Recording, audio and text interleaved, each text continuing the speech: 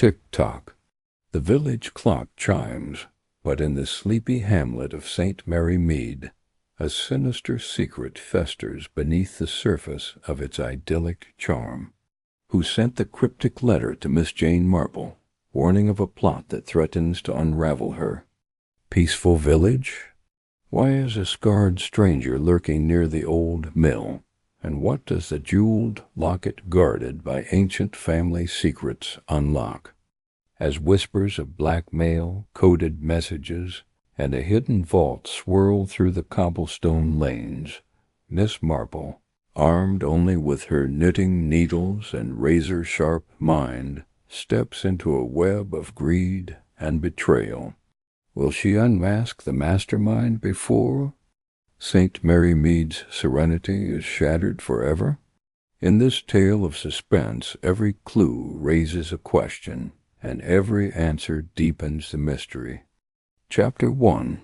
The quiet of St. Mary Mead. The morning sun draped St. Mary Mead in a golden shawl, its rays filtering through the lace curtains of Miss Jane Marple's cottage. The village, nestled in a gentle fold of the English countryside, hummed. With the soft cadence of routine, the clink of milk bottles on doorsteps, the distant bark of a dog, the rhythmic creak of Mr. Pye's bicycle as he pedaled past, his postbag slung over one shoulder. Miss Marple, seated at her small mahogany table, sipped her Earl Grey, the steam curling like a whispered secret. Her knitting lay beside her, a half-finished scarf in soft lavender wool, its needles glinting in the light. She was a woman of delicate precision, her silver hair neatly pinned, her blue eyes sharp behind spectacles, always watching, always noticing. The village was her tapestry, woven with threads of habit and quirk.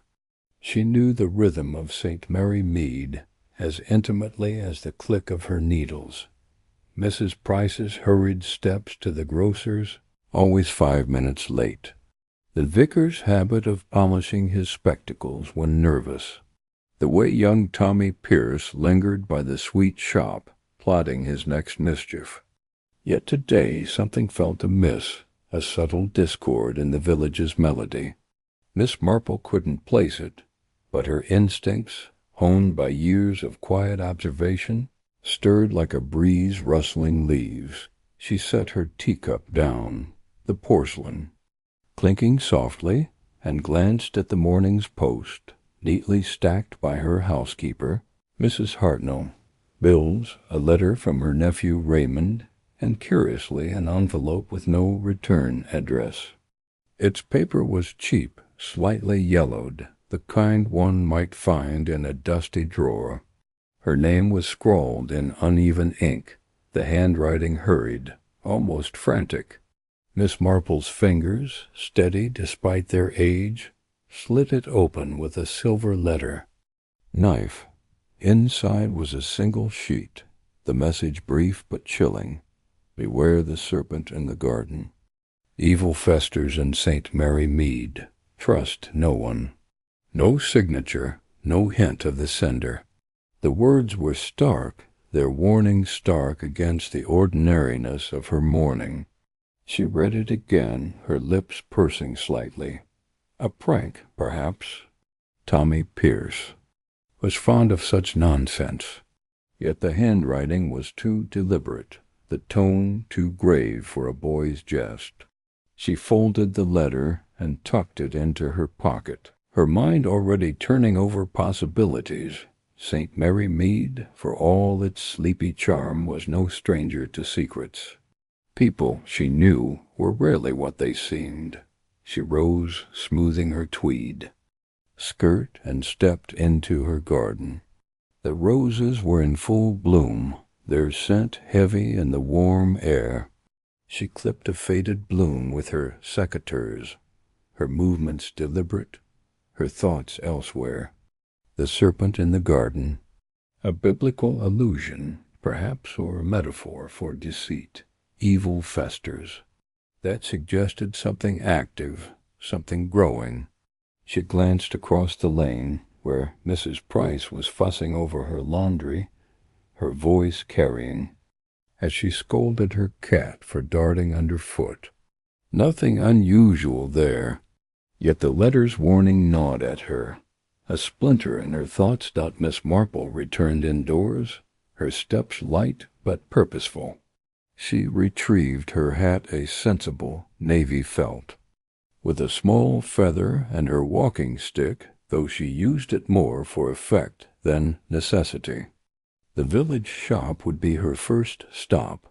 Mrs. Finch, the postmistress, had a knack for gossip, and her shop was the nerve center of St. Mary Mead's chatter.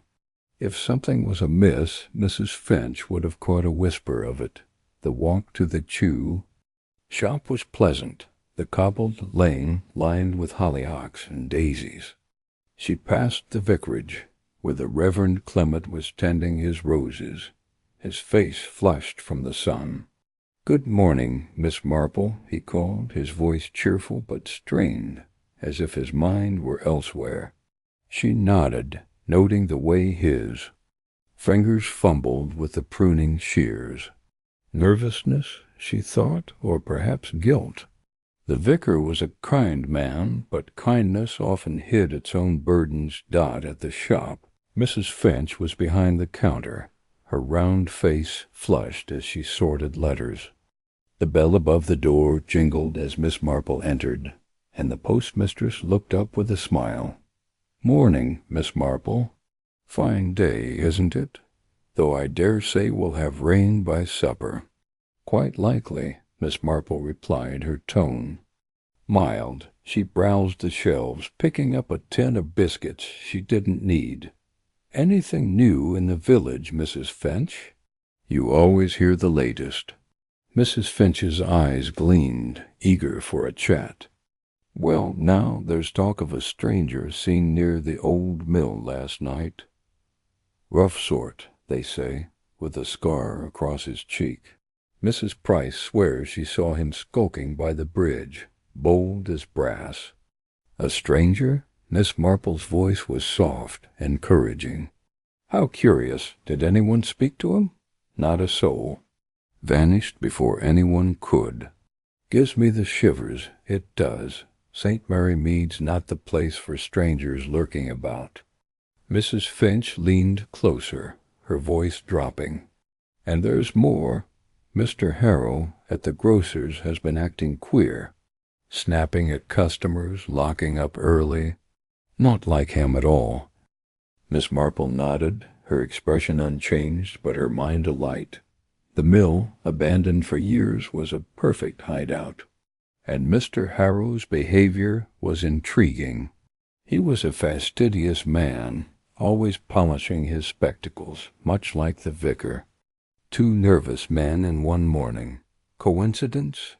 She doubted it. She paid for the biscuits and stepped outside, the letter in her pocket seeming heavier.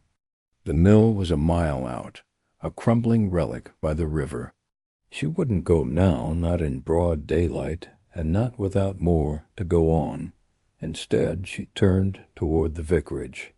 The Reverend Clement might know something, even if he didn't realize it. Clergymen, she found, often heard secrets others missed. The vicarage garden was a riot of color, roses and lavender spilling over neat beds.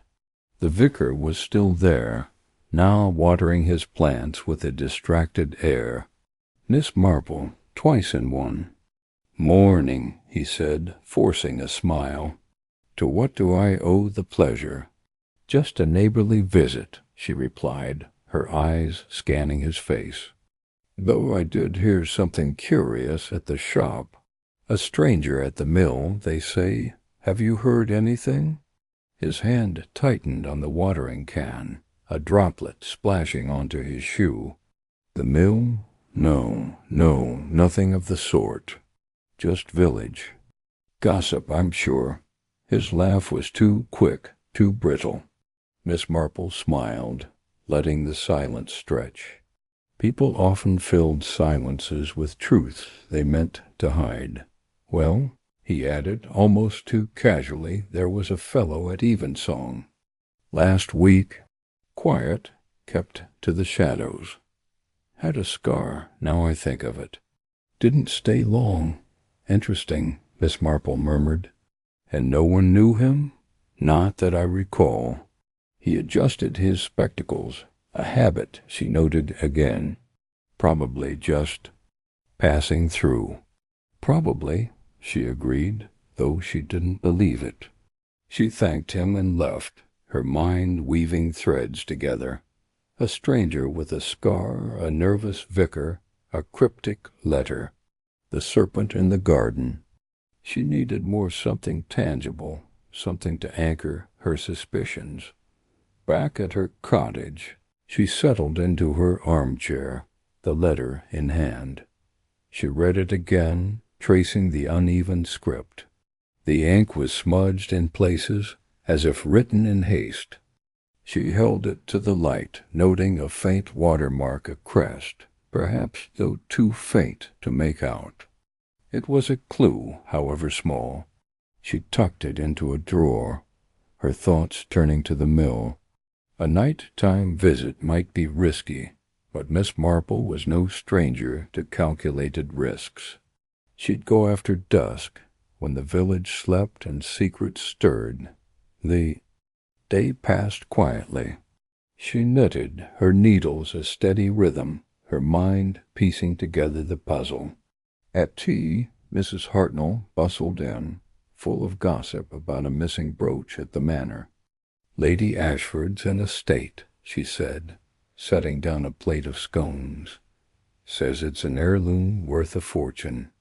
Thinks one of the maids took it. Miss Marple's interest sharpened. An heirloom? How unfortunate. Was it valuable? Oh, yes, a locket studded with rubies. Been in the family for generations. Mrs. Hartnell shook her head. Terrible thing, theft in St. Mary Mead. Terrible, Miss Marple agreed, though her mind was elsewhere. A locket, a stranger, a nervous vicar. The threads were multiplying, and she sensed they were connected.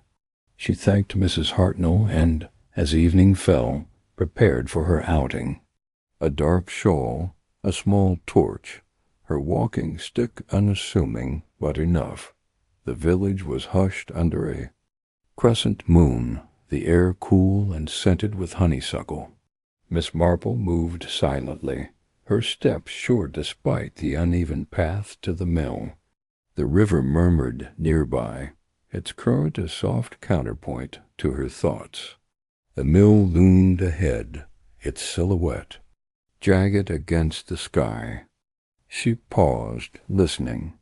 A rustle in the bush, perhaps a fox, perhaps not.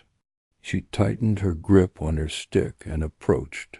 The mill's door was ajar, creaking faintly in the breeze. Inside the air was musty, thick with the scent of damp, wood and decay. Her torch cast a narrow beam, revealing cobwebs and broken machinery. Then, in the corner, something glinted, a scrap of paper, caught in a crack. She knelt, careful not to disturb the dust, and retrieved it. A fragment of a note, torn but legible. Midnight, the bridge. Ring the locket? Her heart quickened.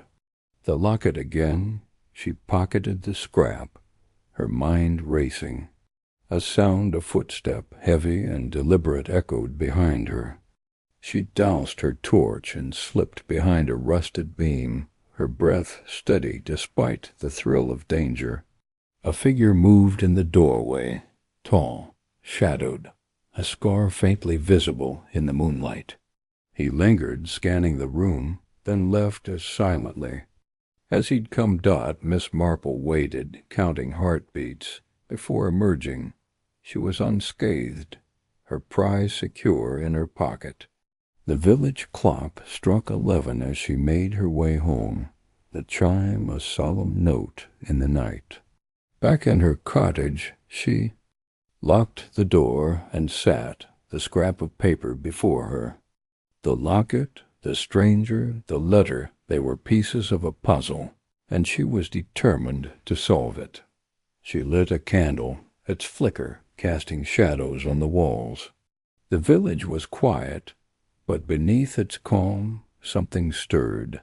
Miss Marple smiled, faintly, her knitting needles resuming their rhythm. She would watch, she would listen, and she would uncover the truth. The serpent in the garden would not slither unnoticed. Tomorrow she would begin in earnest, her resolve as steady as the ticking of the clock. Chapter 2. Whispers in the vicarage. The morning sun filtered through the lace curtains of Miss Jane Marple's cottage, casting delicate patterns across her sitting room. She sat in her favorite armchair, a Wedgwood teacup balanced on its saucer, the faint aroma of Darjeeling mingling with the scent of freshly polished wood. St. Mary Mead was awake, its rhythm as predictable as the ticking of the mantel clock, yet the cryptic letter she'd received yesterday had disrupted that rhythm. Like a wrong note in a familiar tune, danger stirs where all seems still. Look to the heart of the village before the shadow strikes. The words, scrawled in an unsteady hand, had kept her awake, her mind weaving possibilities as her knitting needles lay idle. She set the teacup down, her sharp blue eyes scanning the letter again. No signature, no postmark, just a folded sheet, slipped under her door in the night. The anonymity was deliberate, but the warning felt personal, as if the writer knew her knack for unraveling secrets. St. Mary Mead, with its thatched roofs and gossiping villagers, was no stranger to petty intrigues, but this felt different, darker, more insidious. She folded the letter and tucked it into her cardigan pocket, her resolve hardening. The village clock chimed 10, its solemn toll urging her to act. Miss Marple donned her best hat, a sensible straw affair, with a single rose, and stepped into the lane. The air was crisp, carrying the scent of blooming lavender from Mrs. Price's garden. Villagers nodded as she passed, young Tommy the butcher's boy whistling as he swept the shop front. Mrs. Clement, the vicar's wife, fussing over her roses. Old Mr. Tuttle, muttering about the price of coal. To them, she was just Miss Marple, the spinster with a fondness for tea and gossip. They didn't see the steel beneath her gentle smile, the mind that could dissect a lie as deftly as a surgeon's scalpel. Her destination was the vicarage, a rambling stone house nestled beside the church. The vicar, Leonard Clement, was a nervous sort, prone to sermons that meandered like the village brook. If anyone had caught wind of something amiss, it would be him, or more likely his wife, whose ear was tuned to every whisper in St. Mary Mead. As Miss Marple approached, she noted the vicarage's windows flung open, curtains fluttering like anxious flags. A faint hum of voices drifted out, too low to discern but sharp with urgency. She knocked, and Mrs. Clement answered, her cheeks flushed as if caught mid-task. "Oh, Miss Marple, what a surprise! Do come in mind the rug, it's dreadfully frayed." Her voice was bright, but her eyes darted toward the parlor, where the voices had fallen silent. "Thank you, Griselda," Miss Marple said, stepping inside. The hall smelled of beeswax and lavender, but there was an undercurrent of something else, tension, perhaps, or fear. "I thought I'd pop by for a chat. It's been an age since we've had a proper catch-up." Griselda led her to the parlor, where the vicar sat at a cluttered desk, papers strewn like fallen leaves. He looked up, startled, his spectacles slipping down his nose. "Miss Marple, splendid to see you. Tea, or perhaps her biscuits?" His fingers twitched, knocking. A pen to the floor. "No trouble, Leonard, thank you," Miss Marple said, settling into a chintz-covered chair. She noted the vicar's pallor, the way his hands fumbled with a book of sermons. Griselda hovered, rearranging a vase of wilting daisies with unnecessary vigor. The room felt like a stage set, the actors unsure of their lines. They exchanged pleasantries, weather, the church fate, the new curate's unfortunate stammer, but Miss Marple's ears were tuned to the silences between words.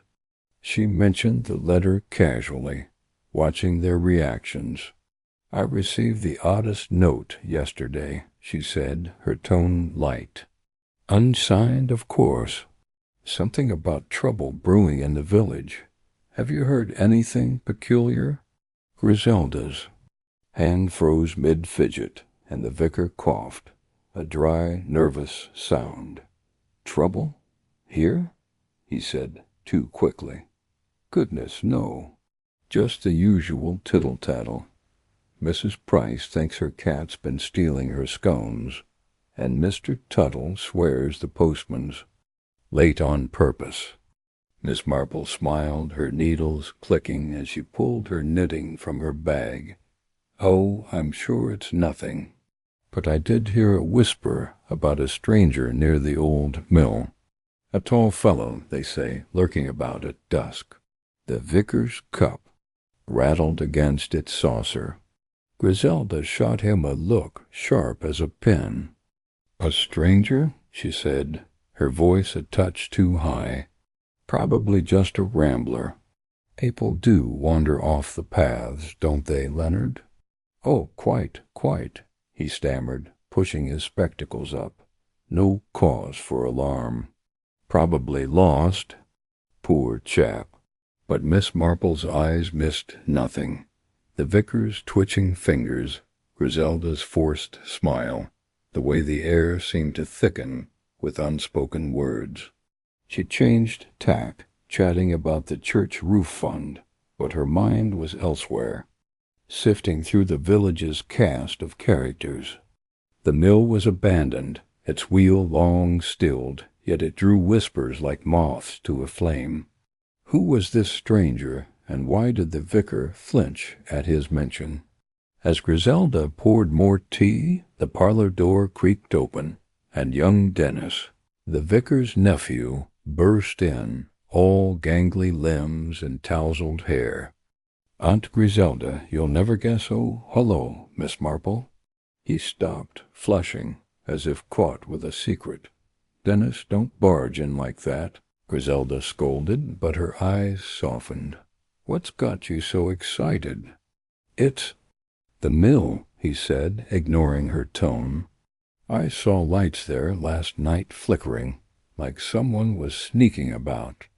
I told Mr. Harrow at the shop, and he said I was imagining things, but I know what I saw." The vicar's face drained of color, and Griselda's teapot wobbled. Miss Marple's needles paused, her mind racing. "Lights, you say?" she prompted, gently. "How curious. Did you see anyone?" Dennis hesitated, glancing at his uncle. "No, just the lights. But it was spooky, Miss Marple, like something out of a ghost story." Now, Dennis," the vicar said, his voice strained. "No need to stir up tailies. Probably just poachers. Or moonlight on the water." But Miss Marple knew moonlight didn't flicker like a signal, and poachers didn't lurk in abandoned mills. She smiled at Dennis, encouraging him to chatter on, and he obliged, spinning a tale of shadows and strange noises.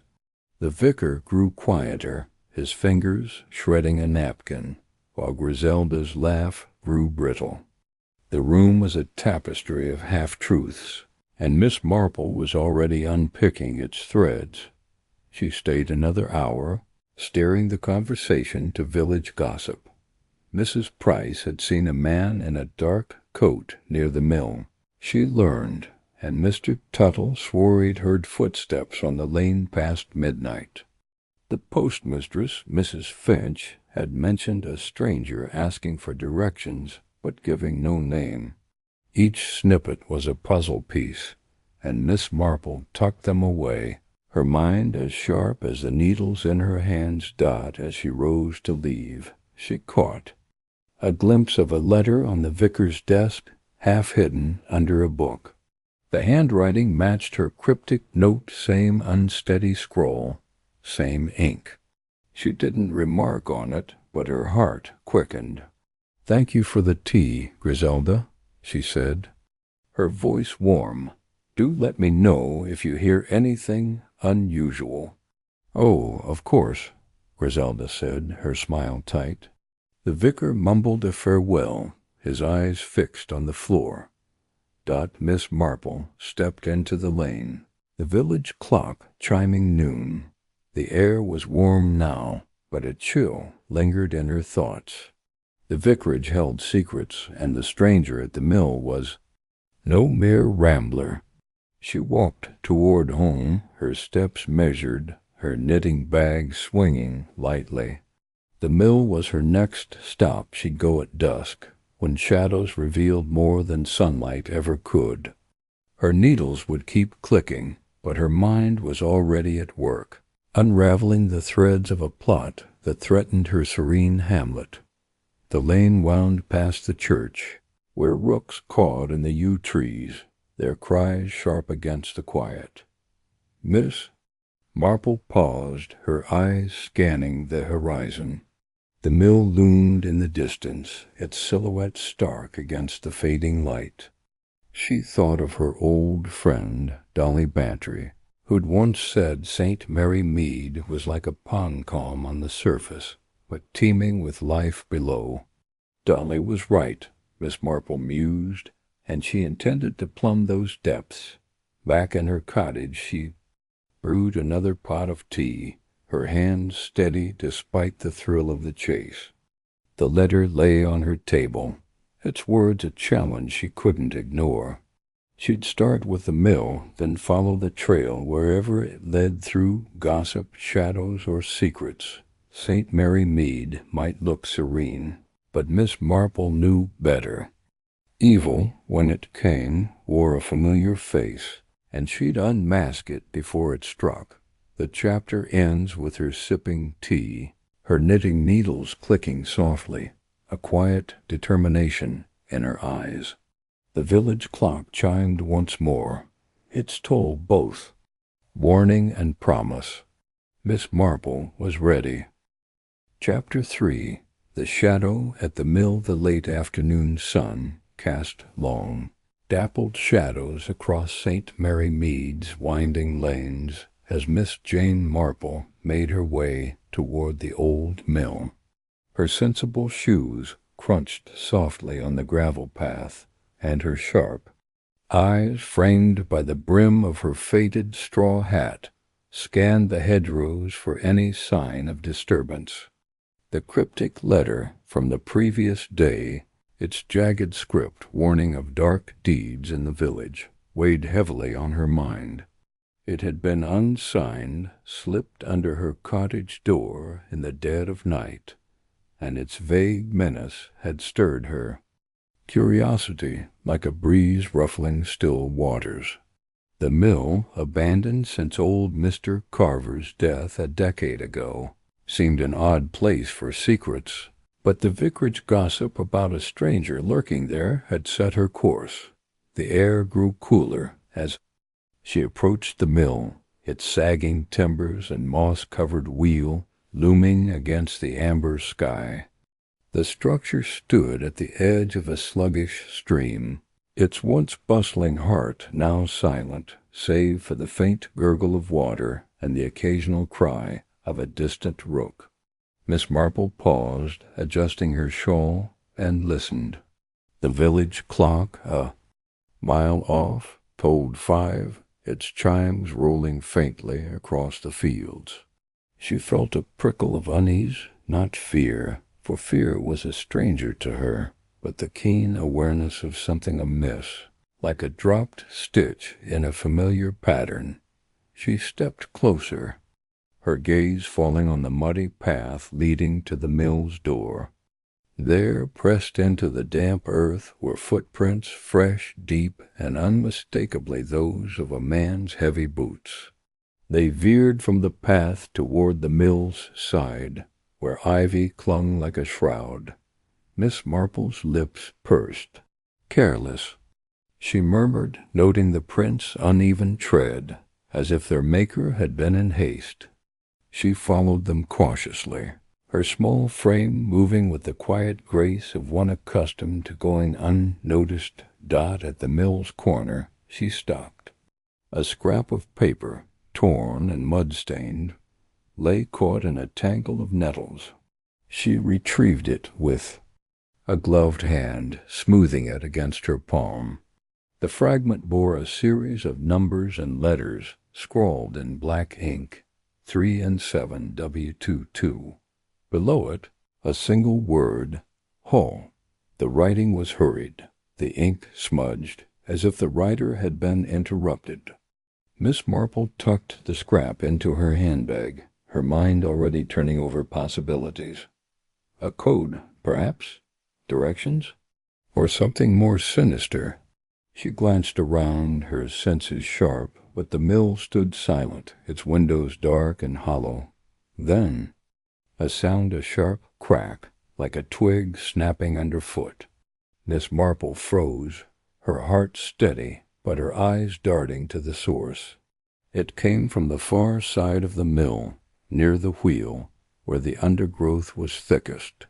She edged forward, keeping to the shadows, her breath shallow.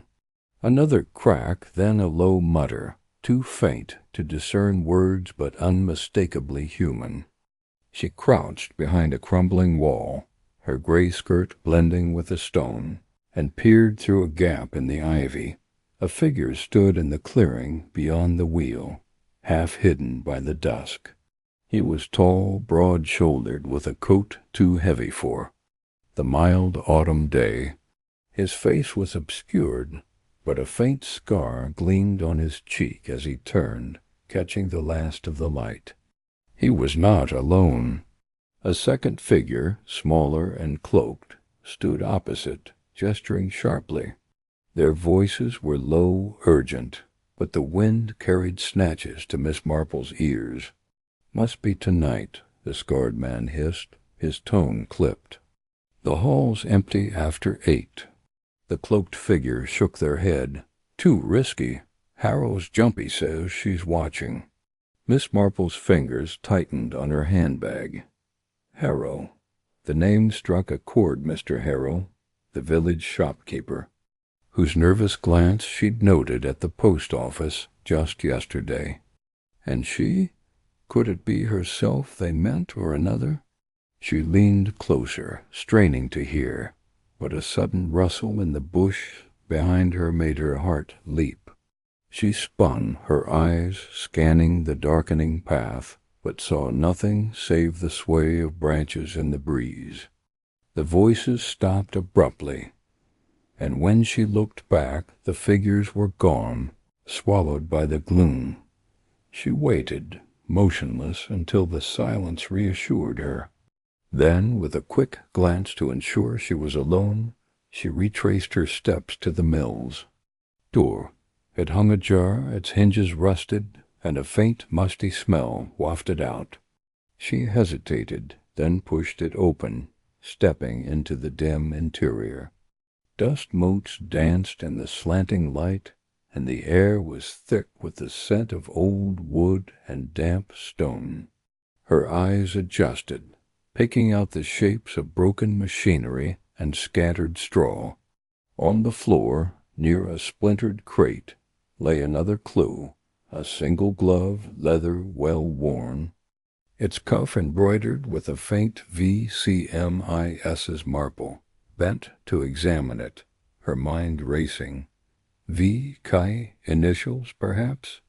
Or a monogram of some obscure significance? She slipped the glove into her handbag, alongside the coded scrap, her thoughts already leaping to the mention of the village hall. A meeting, the scarred man had said, tonight after 8. She straightened, her resolve hardening. She would be there, unseen, to learn more. As she stepped back into the twilight, the mill seemed to loom larger, its shadows deeper. She hurried home, her steps brisk but silent, the weight of her discoveries pressing on her. In her cottage, she lit a single lamp and spread the coded scrap on her table, her knitting forgotten. The numbers 3 and 7, W2, teased her, their meaning elusive. She traced them with a finger, murmuring north, west, coordinates, or a sequence. The word hall pointed clearly to the village hall, a modest brick building where the Women's Institute met and the annual fete was held. But the numbers resisted her, their pattern just out of reach. She turned to her bookshelf, pulling down an old almanac, its pages yellowed but familiar. Flipping to a section on ciphers, she tested the numbers against simple substitution codes, then against map coordinates, but nothing fit. Frustration crept in, but she pushed it aside, her mind as disciplined as her garden's neat rows. At last, a memory stirred a conversation with her nephew, Raymond, about wartime signals. Could it be a grid reference like those used by soldiers? She sketched a rough map of St. Mary Mead, plotting the mill, the hall, and the church. The numbers didn't align, but the exercise clarified her next step. The village hall was the key. She glanced at the clock. 7:30, time enough to prepare. She donned a dark shawl, its folds concealing her slight frame, and slipped a small notebook into her pocket. As she stepped into the night, the village was quiet, its cottages glowing softly under the stars. The hall lay a short walk away, its windows dark, but Miss Marple knew better than to trust appearances. Secrets, like weeds, thrived in the dark. The path to the hall was lined with elms, their branches whispering in the breeze. She moved silently, her senses alert, her mind weaving together the threads of the day, the footprints, the coded scrap, the glove, the scarred man, and Harrow's name. The village, so serene by day, seemed to pulse with hidden currents, and Miss Marple felt the thrill of the chase tempered by caution. She reached the hall and slipped into the shadow of its porch, her eyes scanning the empty street. A faint light flickered inside, then vanished. She waited, her breath steady, her thoughts as sharp as her knitting needles. The night was still, but the air carried a faint hum, like the distant approach of a storm. Miss Marple's lips curved in a small, determined smile. Whatever plot was brewing in St. Mary Mead, she would unravel it, stitch by stitch. Chapter 4. Secrets in the village hall. The rain had ceased, leaving St. Mary Mead glistening under a tentative morning sun. Miss Marple sat at her kitchen table, her teacup steaming as she studied the torn scrap of coded paper from the mill. The cryptic, the 22nd of March 14, VH, midnight, had led her to the village hall last night, where she'd witnessed the scarred man, likely Victor Crane, passing a mysterious package to Mr. Harrow, the shopkeeper.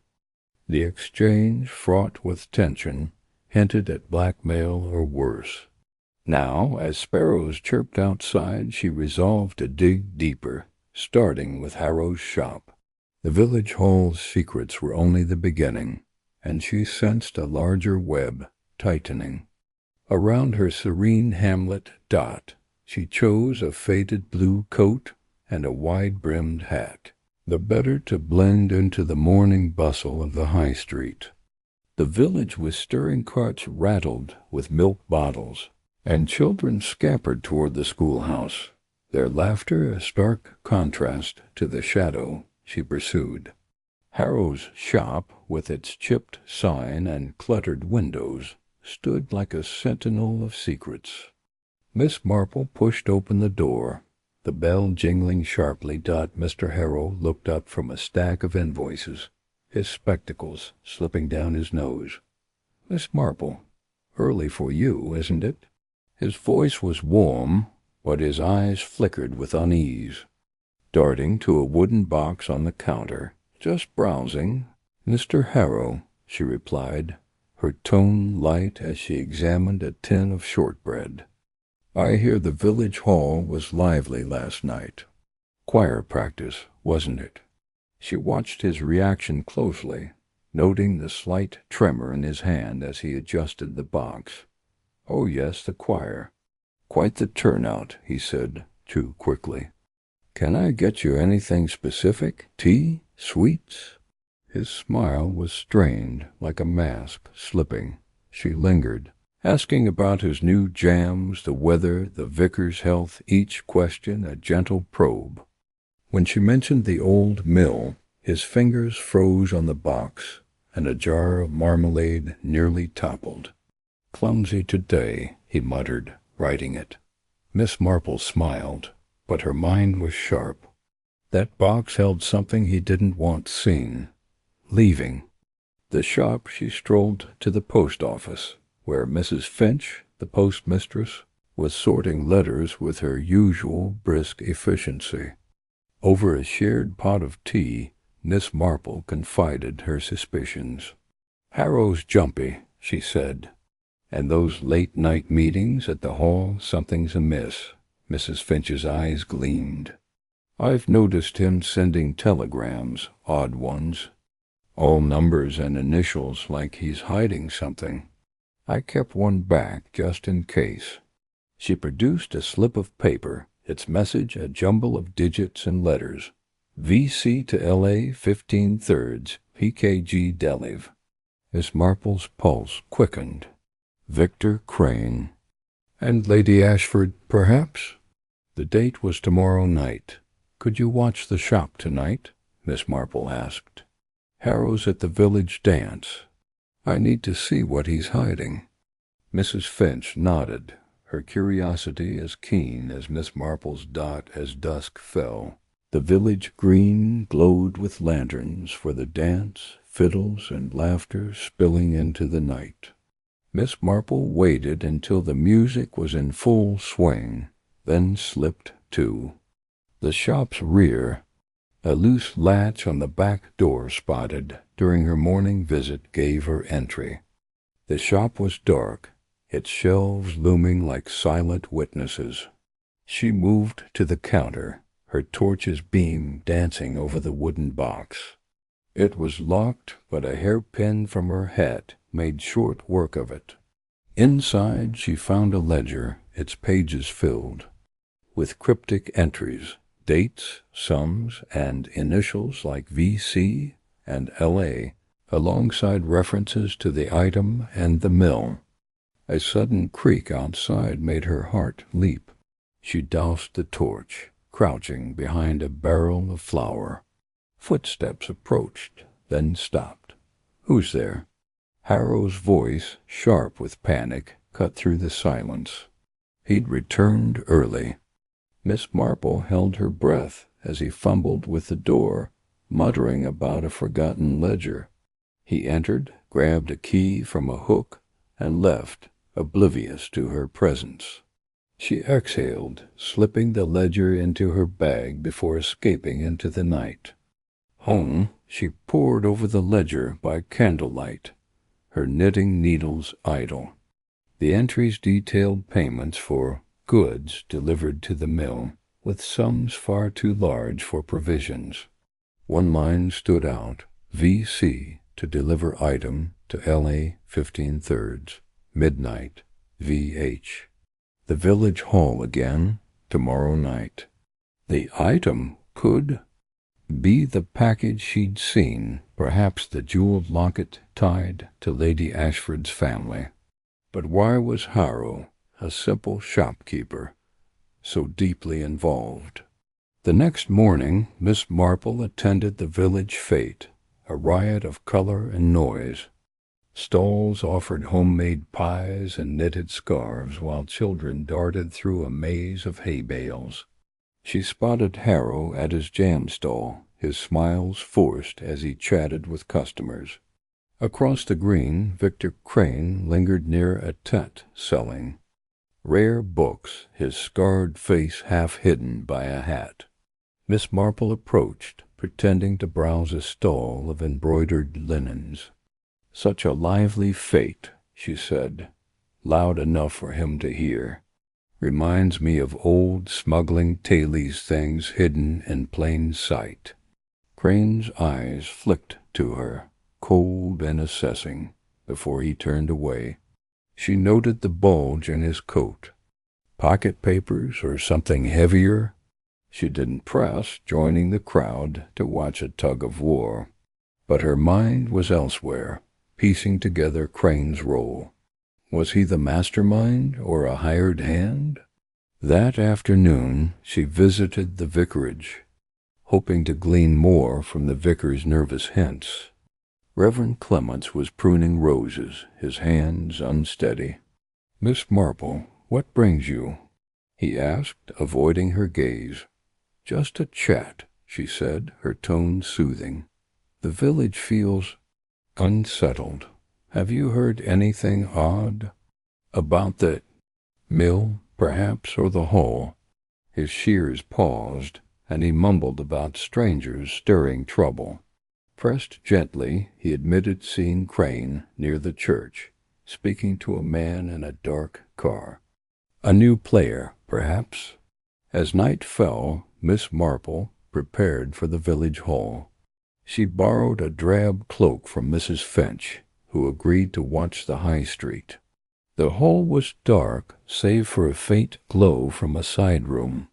Miss Marple slipped inside, hiding behind a stack of chairs.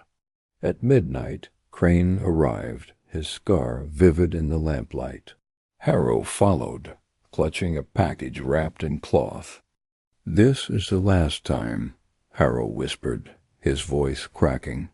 "I'm done." Crane's laugh was cold. "You're done when she says. Hand it over." The package changed hands, and Miss Marple caught a glimpse of gold locket, its gems catching the light. She leaned closer, but a floorboard creaked, and Crane's head snapped toward her hiding spot. She froze, her heart pounding, but he dismissed the noise and left with Harrow Dot. Miss Marple waited, then followed at a distance, tracking Crane to a lane where a car idled. A woman's voice drifted from inside, cultured, commanding. "No delays. Victor, the buyer arrives tomorrow." The car sped off, leaving Miss Marple with a new puzzle piece. A woman was orchestrating this Lady Ashford, or someone closer. She returned home, her mind ablaze. The ledger, the locket, the woman's voice, they pointed to a scheme tied to power and wealth, with the locket as its key. Tomorrow she would visit Lady Ashford's manor, armed with questions and caution. The village hall had whispered its secrets, but the true plot lay ahead, coiled like a snake in St. Mary Mead's heart. Chapter 5. The Shopkeeper's Burden. The morning sun spilled through the lace curtains of Miss Marple's cottage, casting delicate patterns across her parlor. She sat at her small oak table, her fingers tracing the rim of a porcelain teacup, as she mulled over the events of the previous night. The village hall meeting had been a revelation, a clandestine exchange. A scarred stranger and the unmistakable whiff of blackmail in the air. Her mind, sharp as ever, turned to Mr. Harrow, the shopkeeper whose nervous glance she had caught during the meeting. There was something about his demeanor, a flicker of unease.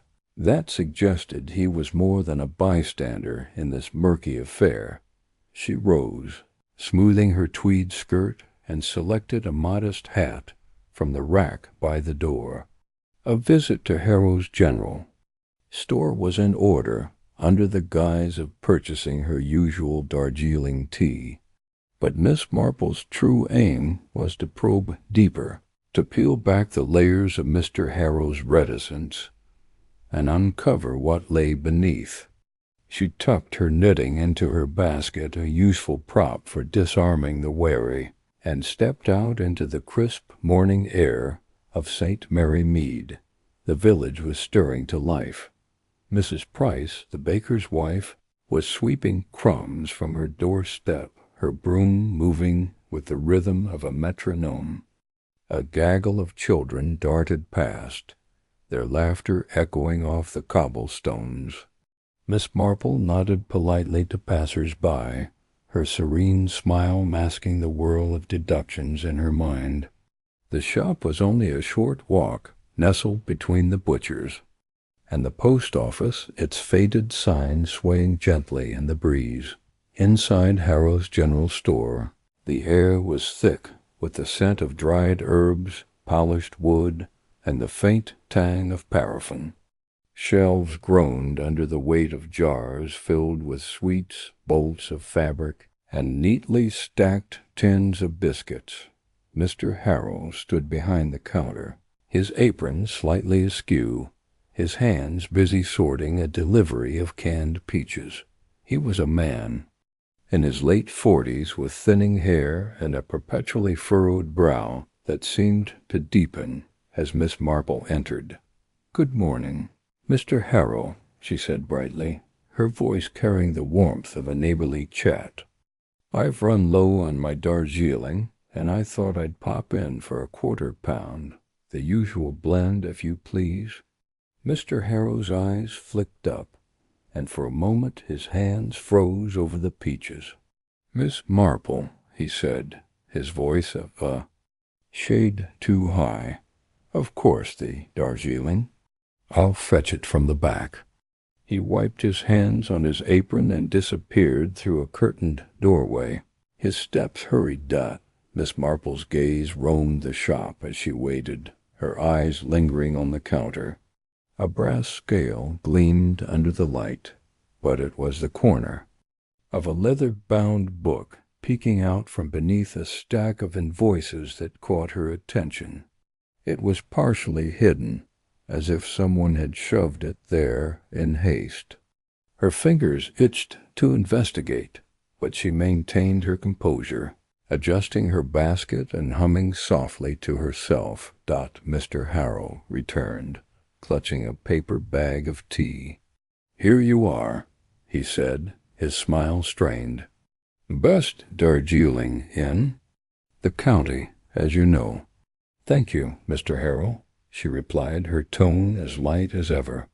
"You've always been so reliable with your stock, though I must say you seem a bit out of sorts today."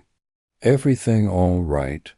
His fingers twitched, and a tin of peaches slipped from his grasp, clattering to the counter. "Oh, just a busy morning," he said quickly, retrieving the tin. "Deliveries. You know, always a bit of a scramble." Miss Marple nodded sympathetically, her eyes never leaving his face. "Of course, running a shop must be quite demanding. All those ledgers to keep straight, I imagine." She let the word ledgers hang in the air, her voice soft but deliberate. Mr. Harrow's face paled, and he busied himself with rearranging the tins. "Ledgers? Oh, yes, well, it's all part of the trade," he mumbled. "Nothing out of the ordinary." She smiled, tilting her head as if considering his words. "I suppose so, though I always think a shopkeeper's ledger must tell such interesting stories, orders, deliveries, perhaps even unexpected transactions." His hands trembled, and a bead of sweat glistened at his temple. "Nothing like that here, Miss "Marple," he said, his voice barely above a whisper. "Just the usual business." "Of course," she said, her tone soothing. "Well, I shan't keep you. Thank you for the tea." She paid him with exact change, her fingers brushing the counter near the hidden book as she did so. She noted its worn leather cover, the faint embossing of initials J, and the way it seemed deliberately tucked out of sight.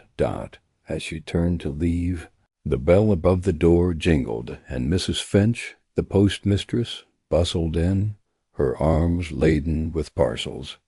"Morning, Miss Marple." "Mr. Harrow, I've got those catalogues you asked for," she called, her voice brimming with her usual cheer. Miss Marple seized the moment. As Mr. Harrow turned to assist Mrs. Finch, she deftly slid the ledger from its hiding place, tucking it into her basket beneath her knitting. Her heart gave a small, triumphant thud, but her face remained as placid as ever. She bid them both a pleasant good-bye and stepped back into the sunlight, the weight of the ledger a secret promise of answers. Back in her cottage, Miss Marple settled into her armchair, the ledger open before her. Its pages were filled with meticulous entries, dates, quantities, and sums for flour, sugar, and soap.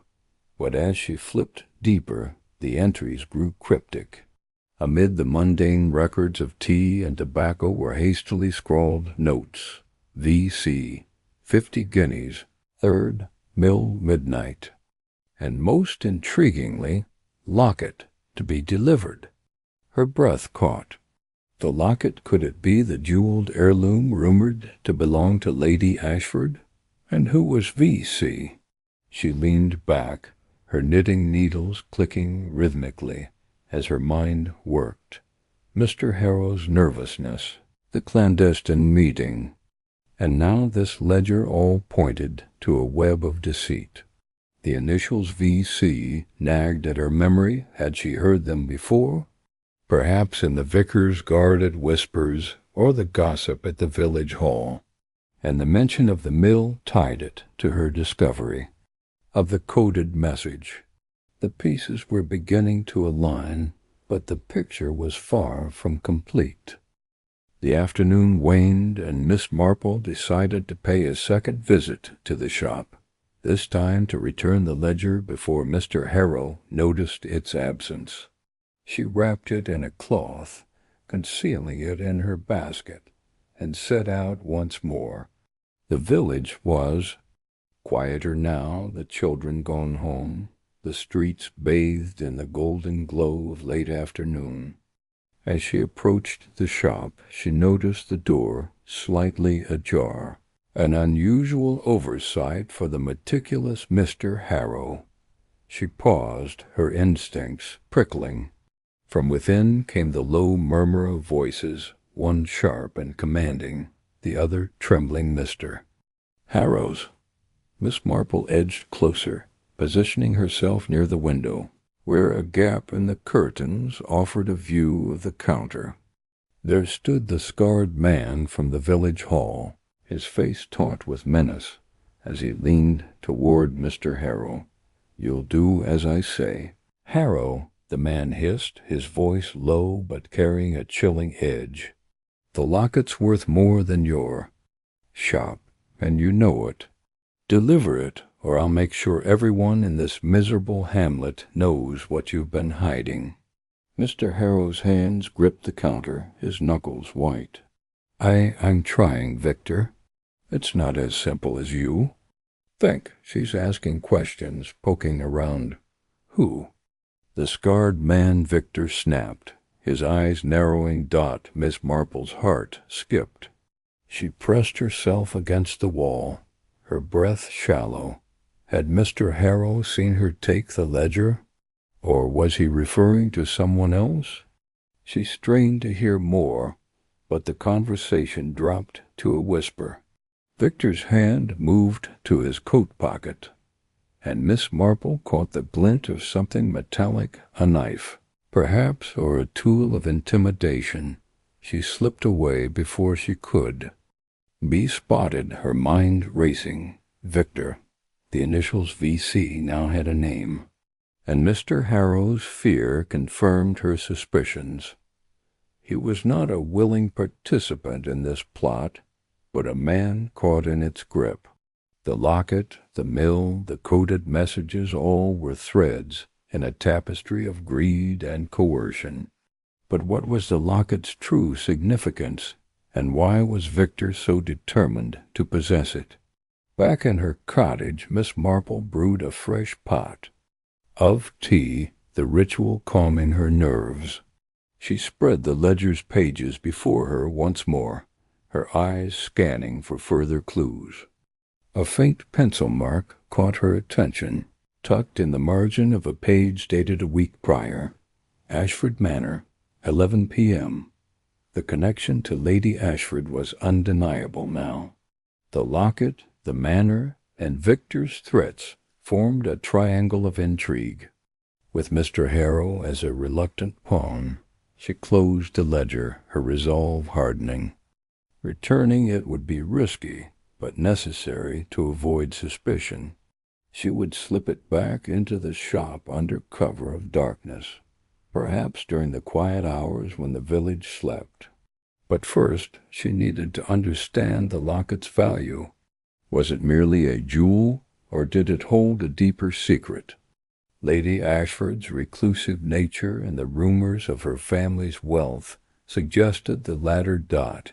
As evening fell, Miss Marple donned a dark shawl and slipped out, the ledger tucked securely in her basket. The village was hushed, the only sounds, the distant hoot of an owl and the rustle of leaves. She moved silently, her steps light on the cobblestones. The shop was dark, its door now locked, but Miss Marple had anticipated this.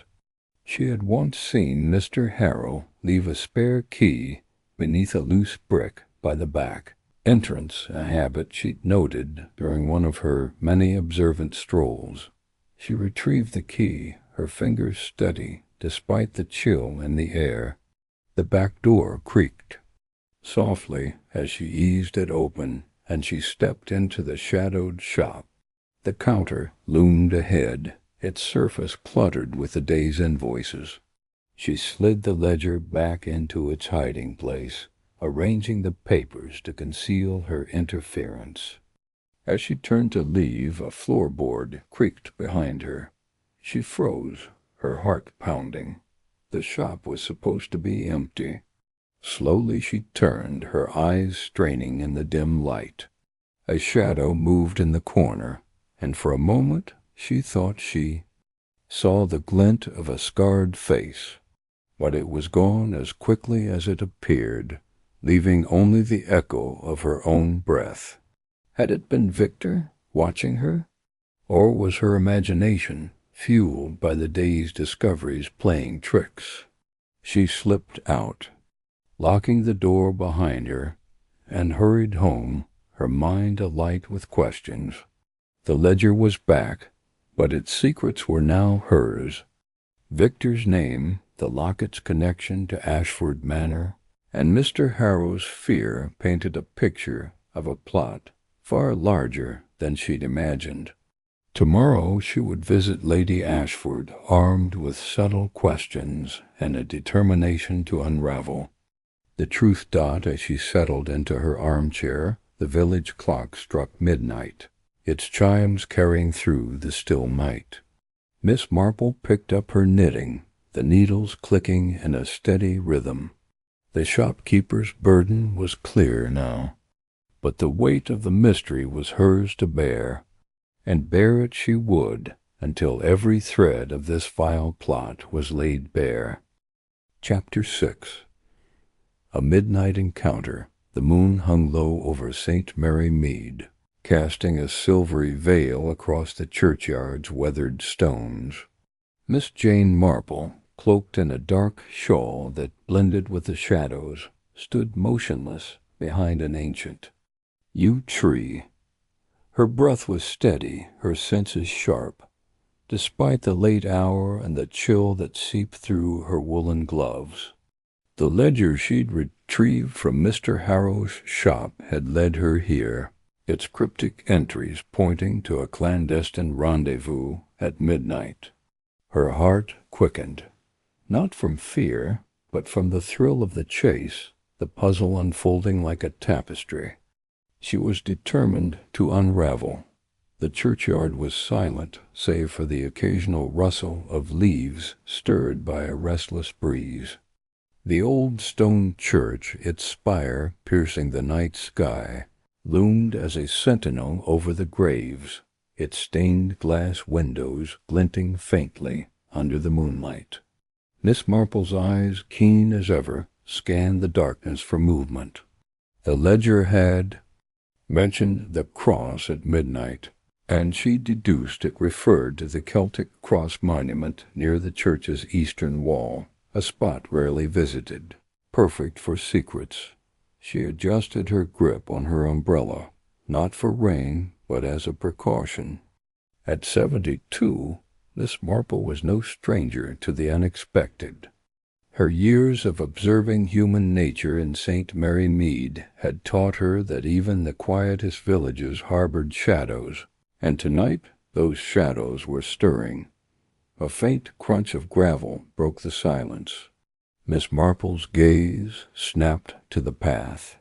Leading from the village lane, a figure emerged, tall and broad-shouldered, his face obscured by a low-brimmed hat. The scarred man she recognized his gait from the village hall meeting, deliberate yet cautious, like a fox sniffing for traps. He paused by the Celtic cross, glancing around, his breath visible in the cold air. Miss Marple held her breath, her body pressed against the rough bark of the yew. Another figure appeared, smaller and more hesitant, from the direction of the vicarage. Mr. Harrow, the shopkeeper, his coat collar turned up against the night's chill. His steps faltered as he approached the scarred man, and even from her hiding spot, Miss Marple could sense his unease. The two men stood close, their voices low but carrying in the still night. "You're late," the scarred man growled, his voice rough as gravel. "Did you bring it?" I couldn't," Mr. Harrow stammered, his hands wringing together. "It's not that simple, Victor. The locket's hidden, and she's watching. She knows." Miss Marple's lips pursed. Victor. A name at last. And the locket confirmation it was the prize they sought. Her mind raced, cataloguing every word, every gesture. Mr. Harrow's fear was palpable, but was it fear of Victor or of someone else? "Don't play games with me, Harrow," Victor snapped, stepping closer. His hand shot out, grabbing the shopkeeper's collar. "You think you can back out now? After everything? If that old bat finds out—" "She won't," Harrow whispered, his voice cracking. "But we're not alone. I've seen her poking around, asking questions. She's not what she seems." Miss Marple's heart skipped a beat. Were they speaking of her? She tightened her grip on the umbrella, ready to slip away if needed, but her curiosity held her fast. She leaned forward, straining to hear. Victor released Harrow with a shove. "You're paranoid. She's just a nosy old woman. But if you're right, we deal with her. Permanently." A chill ran through Miss Marple, not from the cold, but from the menace in Victor's tone. She'd faced danger before, but the casual. Cruelty in his voice was new, a stark contrast to the village's usual petty intrigues. Her mind flicked to the ledger's entries, dates, sums, and cryptic initials.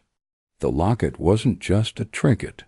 It was tied to something larger, something worth threatening lives over. Harrow's voice dropped lower. "It's not just her, the heirloom that's more than you think. It's not just about money. It's power. If we don't get it before, enough, Victor hissed. Get it by tomorrow, or you'll wish you'd never met me. And if she interferes, I'll handle it myself. Miss Marple's mind whirred. Power. The word echoed, conjuring images of old family secrets, hidden legacies. The locket belonged to Lady Ashford, she was certain, but what power did it hold? And who was this she, they feared? Her thoughts were interrupted by a sudden movement. Victor turned sharply, his eyes scanning the churchyard. Miss Marple shrank back, her heart pounding as his gaze swept past her hiding spot. For a moment, silence reigned. Then Victor muttered something inaudible and strode toward the lane, his footsteps fading into the night. Harrow lingered, his shoulders slumped, before hurrying back toward the vicarage. Miss Marple waited, counting to 100, before stepping out from behind the yew. The churchyard was empty again, the Celtic cross standing sentinel under the moon. She moved swiftly, her steps light despite her age. The ledger had hinted at a connection to Lady Ashford's estate, and now this talk of a locket and power confirmed it. The heirloom was no mere bauble. It was a key, perhaps to wealth, perhaps to something darker. Miss Marple's mind buzzed with possibilities, each more intriguing than the last. She recalled Lady Ashford's reclusive nature, the whispers of a family scandal long buried. Could the locket unlock those secrets? Back in her cottage, Miss Marple lit a single candle, its flicker casting shadows on the walls. She opened her notebook, jotting down the night's discoveries. Victor, scarred man, threatens Harrow, locket tied to power. Lady Ashford? Her pen paused as she considered Harrow's fear. He was no mastermind, merely a pawn, coerced into this plot. Victor, though, was dangerous, a man who spoke of dealing with problems with chilling ease. She sipped her tea, now cold, and gazed out at the sleeping village. St. Mary Mead seemed peaceful, but beneath its surface a current of greed and fear flowed. The locket was the key, and she would protect it, not just for Lady Ashford, but for the village itself. Its legacy, its quiet honor, depended on her. As the clock struck 1, Miss Marple closed her notebook, her resolve firm. Tomorrow she would visit Lady Ashford's manor, probing gently, as only she could. The night's encounter had raised the stakes, but it had also lit a fire in her. She smiled faintly, her eyes gleaming with determination. The game was afoot, and Jane Marple was no stranger to winning. The next morning, Miss Marple rose early, her mind still sharp from the midnight encounter. She chose a simple tweed skirt and a lavender cardigan, her usual armor of unassuming charm. Over breakfast, poached eggs and toast, prepared by her loyal housekeeper, Florence, she reviewed her plan. Lady Ashford was the next piece of the puzzle, but approaching her required finesse. The old widow was prickly, guarded, and fiercely protective of her family's name. Miss Marple would need to tread lightly. She set out for Ashford Manor, a sprawling estate on the village's edge, its ivy-clad walls hiding secrets as old as the oaks that lined its drive. The walk was pleasant, the morning air crisp with the scent of dew-soaked grass. Villagers nodded as she passed, unaware of the storm brewing in her mind. To them she was just Miss Marple, the kindly spinster with a knack for gossip.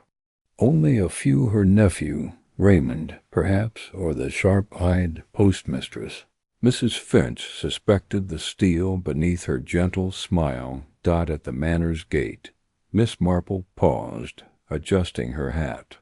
The ironwork was ornate, a relic of the Ashford. family's once great wealth. Now the estate was a shadow of its former glory, maintained by a skeleton staff and Lady Ashford's stubborn pride. Miss Marple rang the bell, and after a long wait, a young maid, Elsie, opened the gate. "Good morning, Miss Marple," Elsie said, her eyes wide with curiosity. "Her ladyship's not expecting visitors." "Oh, my dear, I was just passing by," Miss Marple said, her voice warm as honey. "I thought I'd pop in to see how Lady Ashford's getting on." "Is she in?" Elsie hesitated, then nodded. "She's in the drawing-room, but she's been in a mood. Mind your step, miss." Miss Marple smiled, tucking the warning away. A moody. Lady Ashford might reveal more than a composed one. She followed Elsie through the manor's dim halls, noting the faded tapestries and dusty portraits. The Ashfords had been St. Mary Mead's backbone for centuries, but their decline was evident. Was the locket the key to their revival or their ruin?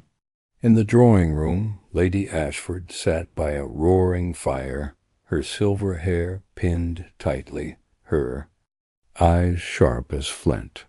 She wore a black dress mourning some long-ago loss, and her hands clutched a cane with a silver wolf's head. "Miss Marple," she said, her voice cool, "to what do I owe this visit?" Miss Marple settled into a chair, her movements deliberate. "Just a neighborly call, Lady Ashford. I've been hearing whispers in the village silly gossip, really. But I thought you should know." Lady Ashford's eyes narrowed. "Whispers about what?" "Oh, this and that," Miss Marple said airily, her knitting needles clicking from her bag. "Something about a family heirloom." "A locket, perhaps?" "I do hate to trouble you, but I thought it best to ask directly." The room seemed to still. Lady Ashford's grip on her cane tightened, and for a moment Miss Marple thought she saw fear in those steely eyes. "A locket," Lady Ashford said slowly. "Why would you mention that?" Miss Marple leaned forward, her voice soft but probing. "Because, my dear, I believe someone else is interested in it. Someone who doesn't have your family's best interests at heart." The silence that followed was heavy, broken only by the crackle of the fire. Lady Ashford's face was a mask, but her eyes betrayed her fear. Yes, but also calculation. "You're meddling, Jane," she said at last. "Be careful. Some secrets are best left buried." Miss Marple smiled, undeterred. "Oh, I'm always careful, Lady Ashford. But I do love a good puzzle, and this one's quite intriguing." As she left the manor, Miss Marple felt the weight of Lady Ashford's warning. The locket was more than a jewel. It was a linchpin, holding together a web of greed, fear, and perhaps betrayal. Victor's threats, Harrow's fear, and now Lady Ashford's cryptic words all pointed to a deeper game. Miss Marple's steps quickened as she headed back to the village, her mind alight with possibilities. The churchyard encounter had set her on a path, and she would follow it to the end, no matter the danger. The day passed in a flurry of small tasks: tea with Mrs. Finch, a chat with the butcher about village goings-on, each conversation a thread in Miss Marple's growing tapestry. By evening she was back in her cottage, her notebook open once more. She sketched a timeline: the letter, the village hall, the ledger, the churchyard, and now Lady Ashford's warning. Each piece fit, but the picture was still incomplete. She turned to the ledger again, its pages worn from her careful handling. The initials V.C. appeared repeatedly, alongside sums that suggested payments, bribes, perhaps, or blackmail. Victor Crane, she suspected, was no mere thug, but a man with a plan. And Mr. Harrow, a reluctant accomplice caught in a trap. He couldn't escape Dot as the clock neared midnight. Miss Marple donned her shawl again, her resolve unshaken. The churchyard had given her Victor's name, and a hint of the locket's power. Lady Ashford had confirmed its importance. Now she needed to know more about Victor Crane, who he was, where he came from, and what he truly wanted.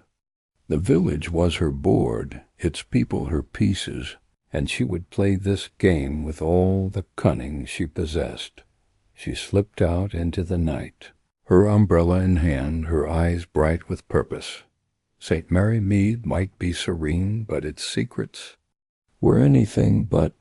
And Jane Marple, with her quiet smile and relentless mind, was determined to bring them to light. Chapter 7. The heirloom's trail. The morning sun cast dappled light through the lace curtains of Miss Marple's cottage, painting her parlor in soft golds and greens. She sat at her mahogany table, a delicate teacup cradled in her hands, her eyes fixed on the cryptic letter from Lady Ashford's warning, "Those who covet power." The phrase lingered like a riddle, its edges sharp with implication. Miss Marple's mind, ever agile, sifted through the village's tapestry, its whispered secrets, its half-glimpsed shadows. The jeweled locket, she now knew, was no mere trinket. It was a key to something greater, something that had stirred greed in St. Mary Mead's quiet heart. She rose, smoothing her tweed skirt, and gathered her shawl and basket. The manor of Lady Ashford, perched on the hill overlooking the village, was her destination. The locket's history, she sensed, held the thread to unravel this knot of deceit. As she stepped onto the cobbled lane, the village stirred gently. Mrs. Price at the bakery waved, her flour-dusted apron a familiar sight, while young Tommy raced past, chasing a hoop with a stick. Yet beneath this serene rhythm, Miss Marple felt the pulse of something darker, like a discordant note in a familiar tune. The walk to Ashford Manor was brisk, the autumn air crisp with the scent of fallen leaves. The manor loomed ahead, its ivy-clad stone walls exuding both grandeur and secrecy. Miss Marple knocked, her tap firm but polite. The heavy oak door creaked open, revealing Mrs. Gibbs, the housekeeper, whose lined face soft at the sight of her. Miss Marple, what a surprise! Her ladyship's in the drawing-room, but she's not been herself, I'm afraid. Mrs. Gibbs's voice was low, her eyes darting as if expecting eavesdroppers. "Thank you, Mrs. Gibbs. I shan't keep her long," Miss Marple replied, her tone warm but edged with purpose. She followed the housekeeper through the dim hall, past portraits of stern Ashfords whose eyes seemed to follow her. The air carried the faint must of old books and wax polish, mingling with something less tangible, a tension that hung like mist. Lady Ashford sat by a roaring fire, her silver hair gleaming under a velvet cap, her hands, adorned with a single emerald ring, clutched a faded photograph. She looked up, her sharp blue eyes meeting Miss Marple's with a mix of wariness and relief.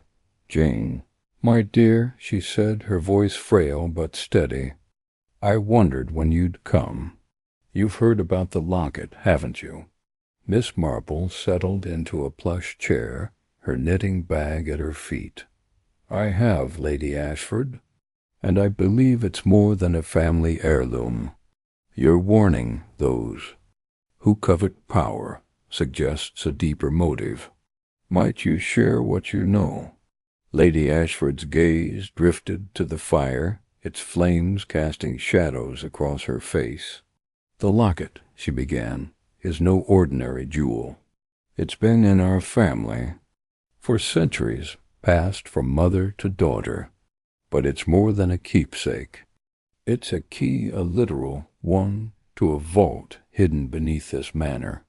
Miss Marple's eyes narrowed slightly, though her expression remained serene. "A vault? Containing what, if I may ask?" Lady Ashford hesitated, her fingers tightening. "On the photograph. Documents, Jane, old, dangerous ones. Letters, deeds, even a map. They prove our family's claim to land far beyond St. Mary Mead land. That's now worth a fortune, with talk of railways and factories. But they also hold secrets some would kill to keep buried." Miss Marple leaned forward, her mind racing. "And the locket opens this vault?" "Yes," Lady Ashford said. "Its clasp is a lock crafted by a French jeweler in the 17th century. Only the locket can open the vault's door. My nephew, Cedric, he's always known its value. He's been estranged for years, consumed by ambition. I fear he's behind this plot."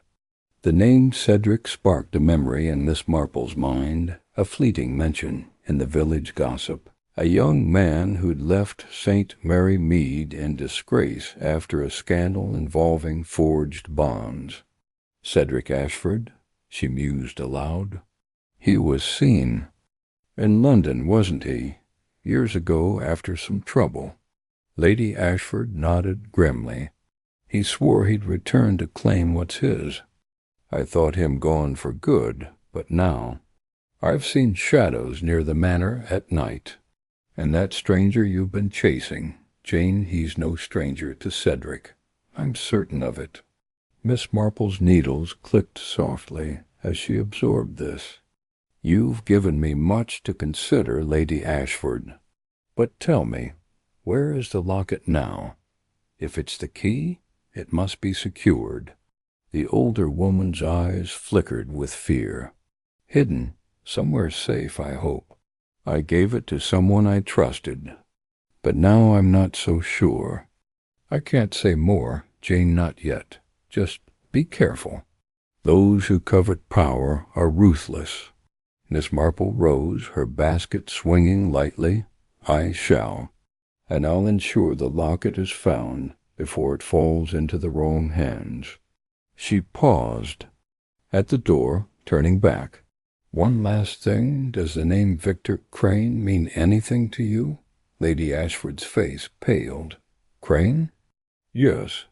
An art dealer, disgraced in London. He was Cedric's associate once. If he's here, Jane, you're closer to danger than I feared." The walk back to the village was slower, Miss Marple's mind a whirl of connections. Cedric Ashford, Victor Crane, a hidden vault, and a locket that unlocked a fortune. The stakes were higher than she'd imagined, the plot weaving through the manor's history like ivy through its walls. She passed the village green, where children played under the watchful eyes of their mothers, and noted the postmistress, Mrs. Finch, sorting letters with unusual haste. A telegram, perhaps. Miss Marple filed the observation away. Back in her cottage, she spread her notes across the table, the cryptic letter beside the torn scrap from the mill. The code she'd partially deciphered. Meet at hall, bring key, now took on new weight. The locket was the key, both literally and figuratively. But who had Lady Ashford entrusted it to? And why the secrecy? As dusk fell, Miss Marple lit a lamp and began to write a letter to her nephew, Raymond, in London. His connections in the city might uncover more about Cedric and Crane. She wrote swiftly, her pen scratching in the quiet. "Dear Raymond, I trust you're well. I find myself entangled in a curious matter here in St. Mary Mead. A locket, jeweled and ancient, is at the heart of it a key to a vault of great value.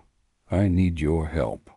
Could you inquire discreetly about Cedric Ashford once of this village, and a man named Victor Crane, an art dealer with a tarnished past. Any word of their recent movements would be invaluable. Do be careful, my dear. This is no ordinary affair. Yours affectionately, Aunt Janeshee. Sealed the letter, her thoughts turning to the manor's vault. What secrets did it hold? Deeds to land, Lady Ashford had said, but also letters, perhaps evidence of old betrayals or crimes. Miss Marple's mind flitted to a conversation she'd overheard at the vicarage about a railway magnate eyeing St. Mary Mead's outskirts. Could the vault's contents tie to that? The village's future, its very serenity, seemed to hang in the balance. The clock struck 8, and Miss Marple donned her coat. The churchyard, where she'd seen Mr. Harrow and Crane argue, beckoned again. She slipped out, her steps silent on the dew-damp grass. The night was alive with whispers, the rustle of leaves, the distant hoot of an owl. At the churchyard gate, she paused, her eyes scanning the shadows. A flicker of movement caught her attention, a figure, cloaked, moving toward the old yew-tree dot. Miss Marple crept closer, her heart steady despite the chill. The figure knelt, digging at the trees. Base, a glint of metal flashed in the moonlight, a trowel, perhaps, or something more sinister. She held her breath, memorizing the figure's build, the way the cloak fell. It wasn't Crane. The shoulders were too narrow, the movements too furtive. Could it be Cedric himself? Before she could decide, a twig snapped under her foot. The figure froze, then bolted into the darkness. Miss Marple didn't pursue. She was no match for a runner. Instead, she approached the yew, her torch revealing a freshly disturbed patch of earth. She knelt, her fingers brushing the soil. Something hard met her touch, a small tin box, half buried. With care she pried it open, revealing a folded note, and a single pearl earring. The note read, "Vault opens at midnight. Lock it with H." Miss Marple's lips pursed. Hutch could only mean Mr. Harrow, the shopkeeper. Had Lady Ashford entrusted the locket to him, or had he stolen it? The earring, delicate and old, suggested a woman's involvement, perhaps Mrs. Harrow, or someone else entirely. Back in her cottage, Miss Marple sat by the fire, the note and earring before her. The puzzle was taking shape, but pieces remained. Missing, Cedric's ambition, Crane's greed, and Harrow's fear formed a triangle of motive, with the locket at its center. She recalled Lady Ashford's photograph, the way her fingers had clutched it.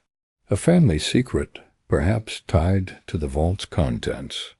Tomorrow she'd visit Mr. Harrow again, this time with sharper questions. As she prepared for bed, a knock startled her. Mrs. Finch stood at the door, her face pale.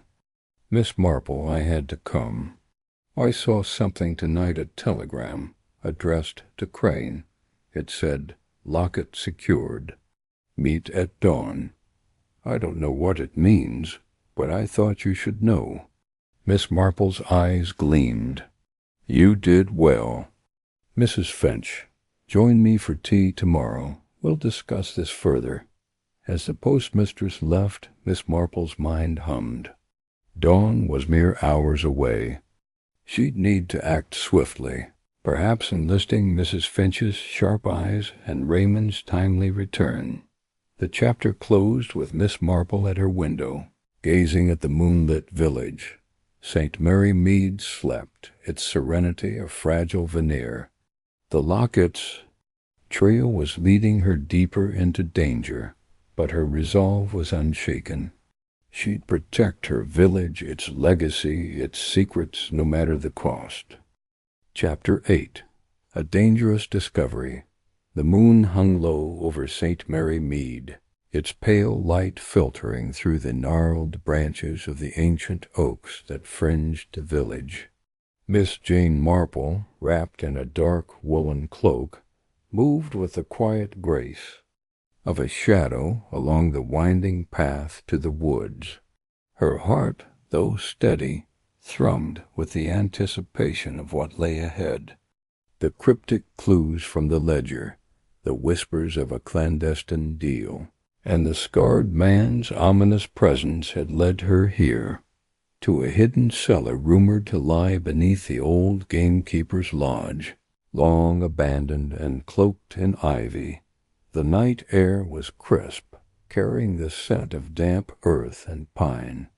Miss Marple's sensible shoes crunched softly on the fallen leaves as she navigated the uneven terrain, her eyes sharp for any sign of danger. The ledger's entries, scribbled in Mr. Harrow's hasty hand, had pointed to this secluded spot. Crane Cellar Midnight Foreign Buyer. The words had burned into her memory, each syllable a piece of the puzzle she was determined to solve. Victor Crane, the disgraced art dealer, was at the heart of this vile plot, and tonight she intended to uncover his next move.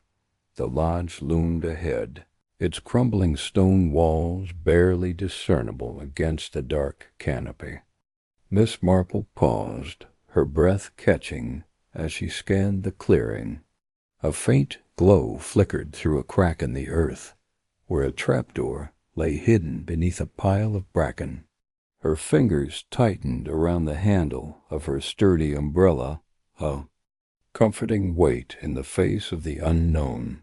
She crept forward, her movements deliberate, ears straining for any sound beyond the rustle of leaves dot as she neared the trapdoor. Voices drifted up low, urgent, and unmistakably tense. She crouched, her knees protesting faintly, and pressed her ear to the cold ground. The words were muffled, but clear enough to send a chill down her spine. "The locket must be sold by week's end, or we're finished," hissed a voice she recognized as Victor Crane's, sharp and laced with desperation. The buyer's impatient. He's offering £10,000, but he wants proof it's genuine. Another voice, gravelly and unfamiliar, responded, "And if Ashford's nephew interferes?" "He's sniffing too close, Crane. You said he'd be dealt with." Miss Marple's pulse quickened. Cedric, Lady Ashford's estranged nephew, was entangled in this after all. Her mind raced, connecting the dots. The locket, a jeweled heirloom tied to the Ashford family's legacy, was more than a trinket. It was a prize worth killing for. But why a foreign buyer? And what power did the locket hold to warrant such? Secrecy? She inched closer, her eyes catching the glint of a padlock on the trapdoor. It was new, its brass surface unmarred by rust, a stark contrast to the decayed surroundings. She reached into her pocket, producing a small hairpin she'd tucked away for just such an occasion. Years of observing human nature had taught her that locks, like people, often yielded to patience and a bit of ingenuity. Her fingers worked deftly, the faint click of the tumblers blending with the night's chorus of crickets.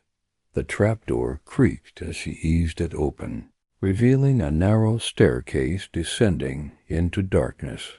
The glow below pulsed faintly, likely from a lantern casting eerie shadows on the damp stone walls. Miss Marple hesitated, her mind flitting to the cozy safety of her cottage, where her knitting awaited. But the thought of St. Mary Mead's peace hanging in the balance spurred her forward. She descended, step by cautious step, her umbrella held like a scepter. The cellar was larger than she'd expected, its walls lined with crates and barrels, some stamped with foreign markings she couldn't decipher. The air was thick with a musty scent of mold and something sharper gunpowder, perhaps. At the far end, Victor Crane stood with two men, their silhouettes stark against the lantern's glow. One was a gravelly-voiced stranger, broad-shouldered and clad in a rough coat, his face obscured by a low-brimmed hat. The other was Mr. Harrow, his posture slumped, eyes darting nervously as he clutched a small wooden box. Miss Marple slipped behind a stack of crates, her heart pounding as she strained to hear their conversation. Crane's voice cut through the damp air, sharp and commanding. "Harrow, you've botched this enough. The locket's in that box, yes? Show it to him." Mr. Harrow fumbled with the box, his hands trembling as he lifted the lid. Even from her hiding spot, Miss Marple caught the glint of something dazzling, a flash of emerald and gold that could only be the Ashford locket. The stranger leaned forward, his eyes narrowing as he inspected it. "It's real," he grunted, his accent thick, possibly Eastern European. "But the buyer wants it in Amsterdam by Friday. No delays, Crane, or you'll regret it." Crane's scarred face twisted into a sneer. "Don't threaten me, Ivan. You'll get your cut when the deal's done. But we need to handle Cedric first. He's been asking questions, poking around the manor. If he finds the vault... Miss Marple's breath caught. The locket was a key, just as Lady Ashford had hinted. A vault meant secrets, perhaps wealth, perhaps something far more dangerous. Her mind whirled, piecing together the fragments. Cedric's breed, the locket's significance, a foreign buyer with deep pockets. This was no mere theft. It was a conspiracy that could unravel the village's very foundation. A sudden clatter broke her thoughts. A crate had shifted behind her, disturbed by her slight movement. The men froze, their heads snapping toward the sound. What was that?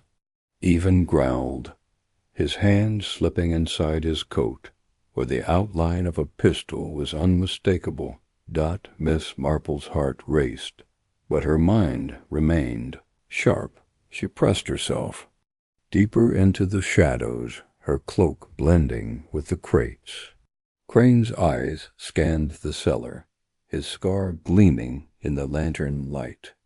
"Probably rats," he muttered, though his tone lacked conviction. "Harrow, check it." Mr. Harrow hesitated, his face pale as he shuffled toward her hiding spot. Miss Marple's fingers tightened on her umbrella, her mind racing for an escape. She couldn't outrun them, but she could outwit them. Her eyes darted to the lantern, its flame flickering on a nearby crate. If she could cause a distraction. With a swift, silent motion, she nudged a small barrel with her umbrella, sending it rolling toward the lantern. It struck with a dull thud, toppling the light and plunging the cellar into darkness. Shouts erupted as the men scrambled, their voices a chaotic jumble of curses and accusations. Miss Marple seized her chance, slipping toward the staircase, her movements swift despite her age.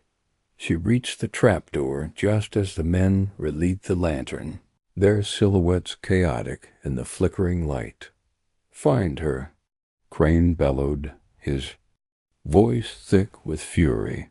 But Miss Marple was already through the trapdoor, pulling it shut behind her. She jammed her hairpin into the padlock, twisting it to delay their pursuit, then fled into the woods, her heart pounding but her resolve unshaken. Back In her cottage, the fire crackling softly, Miss Marple sat at her desk, her hand steady as she sketched a plan. The locket was the key to a vault, and Victor Crane was poised to sell it to a foreign buyer named Even, likely a middleman for someone with far greater influence. Cedric's involvement complicated matters. His greed had drawn him into a dangerous game, but was he a pawn or a player? She dipped her pen in ink, jotting notes in her neat, precise hand. Victor Crane, disgraced art dealer orchestrating the sale. Ruthless, but desperate. Even, foreign contact, possibly Russian. Armed and dangerous. Mr. Harrow. Coerced, fearful. A weak link? Cedric, after the locket, likely for the vault's contents. Motive unclear. The vault.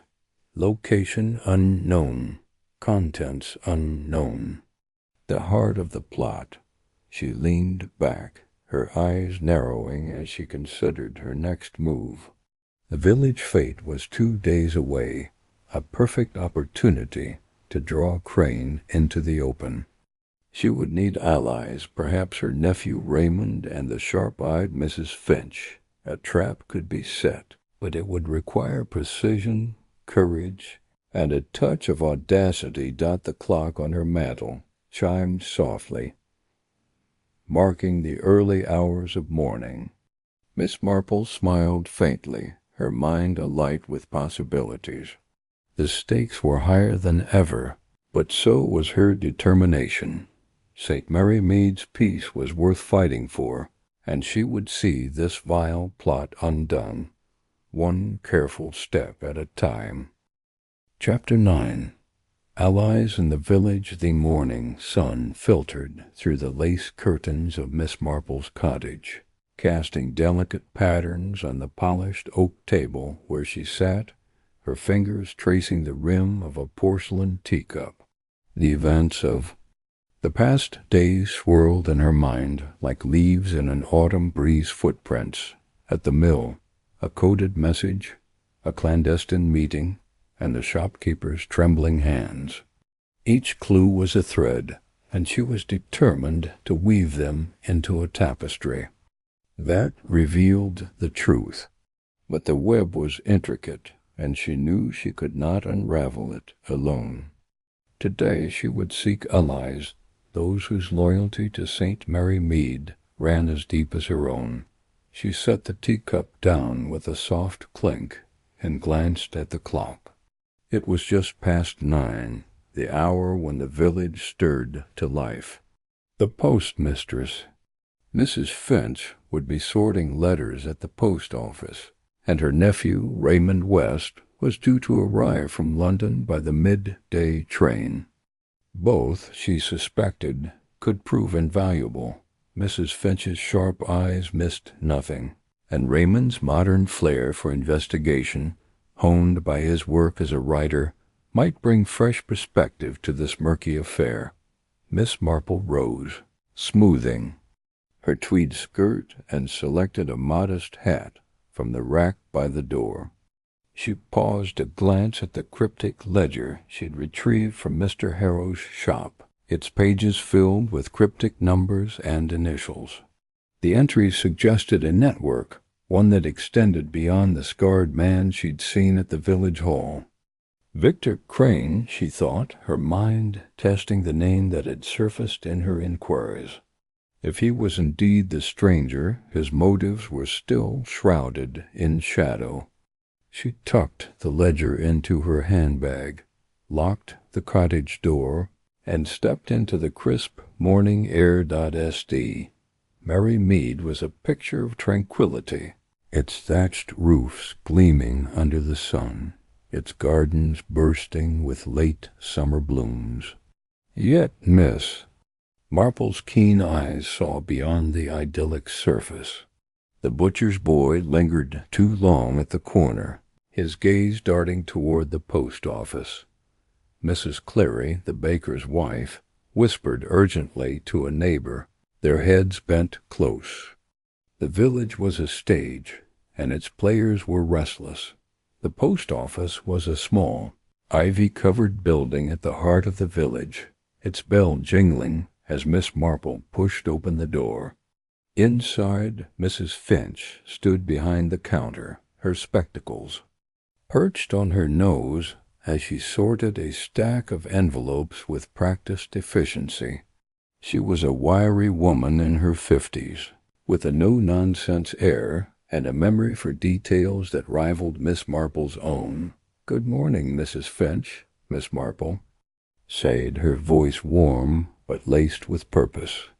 "I trust the post is keeping you busy?" Mrs. Finch looked up, her eyes narrowing slightly, as if sensing the weight behind the pleasantries. "Morning, Miss Marple. Busy enough, though it's the odd letters that give me pause." She tapped a telegram on the counter, her fingers lingering. Some folks get more telegrams than you'd expect in a quiet place like this. Miss Marple's lips curved into a knowing smile. Indeed, telegrams can tell quite a story, can't they? "I wonder if you've noticed any unusual patterns lately?" Mrs. Finch leaned forward, lowering her voice. "I have, as it happens. There's been a flurry of messages to and from London, addressed to a Mr. V. Crane. Always urgent, always coded in a way that makes no sense to me. And yesterday one came from Mr. Harrow at the shop, same style, same sender. Miss Marple's pulse quickened, but her expression remained serene. How very curious. Might I trouble you to keep an eye on any more such telegrams? Discreetly, of course." Mrs. Finch's eyes gleamed with understanding. "Discreet's my middle name, Miss Marple. I've seen enough in this village to know when something's amiss. You're after that Crane fellow, aren't you? Let's just say I'm interested in certain irregularities," Miss Marple replied, her tone light but firm. "I'd be grateful for your vigilance, Mrs. Finch. The village depends on those who see what others miss." Mrs. Finch gave a sharp nod, her loyalty secured. "I'll keep you posted. And if you need me to hold back a telegram or two for a closer look, just say the word." With a grateful nod, Miss Marple left the post office, her mind buzzing. Mrs. Finch's cooperation was a coup, but she needed more than eyes on telegrams. She needed someone who could navigate the modern world, someone who could match wits with a man like Victor Crane. That someone was Raymond.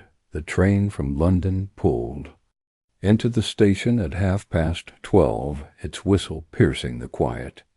Miss Marple stood on the platform, her umbrella shielding her from the sun, as Raymond West stepped down, his suitcase in hand. He was a tall man in his 30s, with a writer's keen eyes and a restless energy that contrasted with the village's calm. His latest novel, a thriller set in the city, had earned him a modest fame, but to Miss Marple he was still the boy who'd once tried to solve a mystery involving a missing cat. "Aunt Jane," Raymond called, his grin wide as he approached. "What's this I hear about St. Mary Mead turning into a den of intrigue?" Miss Marple chuckled, her eyes twinkling. "You've been listening to gossip, Raymond, but there's truth in it. I'm afraid. Walk with me, and I'll explain." As they strolled along the lane toward the village, Miss Marple recounted the events, the cryptic letter, the stranger at the mill, the meeting at the village hall, and the ledger's secrets. Raymond listened intently, his brow furrowing as he absorbed the details. "Sounds like you've stumbled onto something big, Aunt Jane," he said, his voice tinged with excitement. "This Victor Crane, any idea who he is?" "Not yet," Miss Marple admitted, but I suspect he's no ordinary drifter. The ledger suggests he's involved in something lucrative, perhaps tied to the heirloom I mentioned. Mrs. Finch confirmed he's been receiving telegrams, which means he's connected to someone outside the village. Raymond whistled softly. An art dealer, you say? I've heard of a Victor Crane in London circles, a disgraced one, mind you. Used to deal in rare artifacts until he was caught selling forgeries. Disappeared a few years back. If it's the same man, he's trouble. Miss Marple's eyes gleamed. Then we must be certain. Raymond, I need your help. Crane is cautious, and I can't follow him everywhere without raising suspicion. But you can move in circles I cannot. Will you help me? Raymond grinned, his enthusiasm infectious. Try to keep me away, Aunt Jane. What's the plan? They stopped at the edge of the village green, where children played and villagers bustled about. Miss Marple lowered her voice, her gaze sweeping the scene for prying eyes. We need to confirm Crane's identity and uncover his next move. Mrs. Finch will watch the telegrams, but I want you to make inquiries discreetly, mind you. Pose as a writer researching a story. People talk to writers, especially if they think it's harmless. Raymond nodded, already plotting his approach. I'll head to the inn tonight. If Crane's been seen there, someone's bound to know something. And I'll check the London papers for any mention of him. Good, Miss Marple said, her voice firm. But be careful, Raymond. This man is dangerous, and he's not alone. The ledger mentioned others' initials, not names. We're dealing with a network, and they won't take kindly to interference. As they parted ways, Miss Marple felt a surge of confidence. With Mrs. Finch's vigilance and Raymond's boldness, she had the allies she needed. But the day was not done. There was one more piece of the puzzle to explore, a hunch that had been nagging at her since the village hall. That afternoon, she made her way to the library, a quaint building tucked behind the church. Miss Hartnell, the librarian, was a fount of local knowledge, though her penchant for gossip often outstripped her discretion. Miss Marple found her shelving books, her arms laden with dusty tomes. Miss Marple, Miss Hartnell explained, nearly dropping a volume of Dickens. What brings you here? Not another mystery, I hope? Miss Marple smiled, her eyes crinkling. Just a bit of research, my dear. I'm curious about the history of certain artifacts in the village. Have you any records on the Ashford family's heirlooms? Miss Hartnell's face lit up, eager to share. Oh, the Ashfords. Their locket's the talk of the village, or it was years ago. There's a book, let me fetch it. She bustled off, returning with a leather-bound volume titled Chronicles of St. Mary Mead. It mentions a jeweled locket, said to be a key to something valuable. The Ashfords guarded it fiercely, but there were rumors of a family feud. Miss Marple's fingers brushed the page, her mind racing. A key, she thought. Not just a trinket, but a key. Thank you, Miss Hartnell. This is most helpful. As evening fell, Miss Marple returned home, her thoughts a whirl of connections. The locket, the ledger, Crane's telegrams had all pointed to a scheme far grander than she'd imagined. She sat by the fire, her knitting needles clicking rhythmically, as she pieced together the next steps. Raymond would probe the inn, Mrs. Finch would watch the telegrams, and she would follow the trail of the locket. But the quiet of her cottage was shattered by a sharp knock at the door.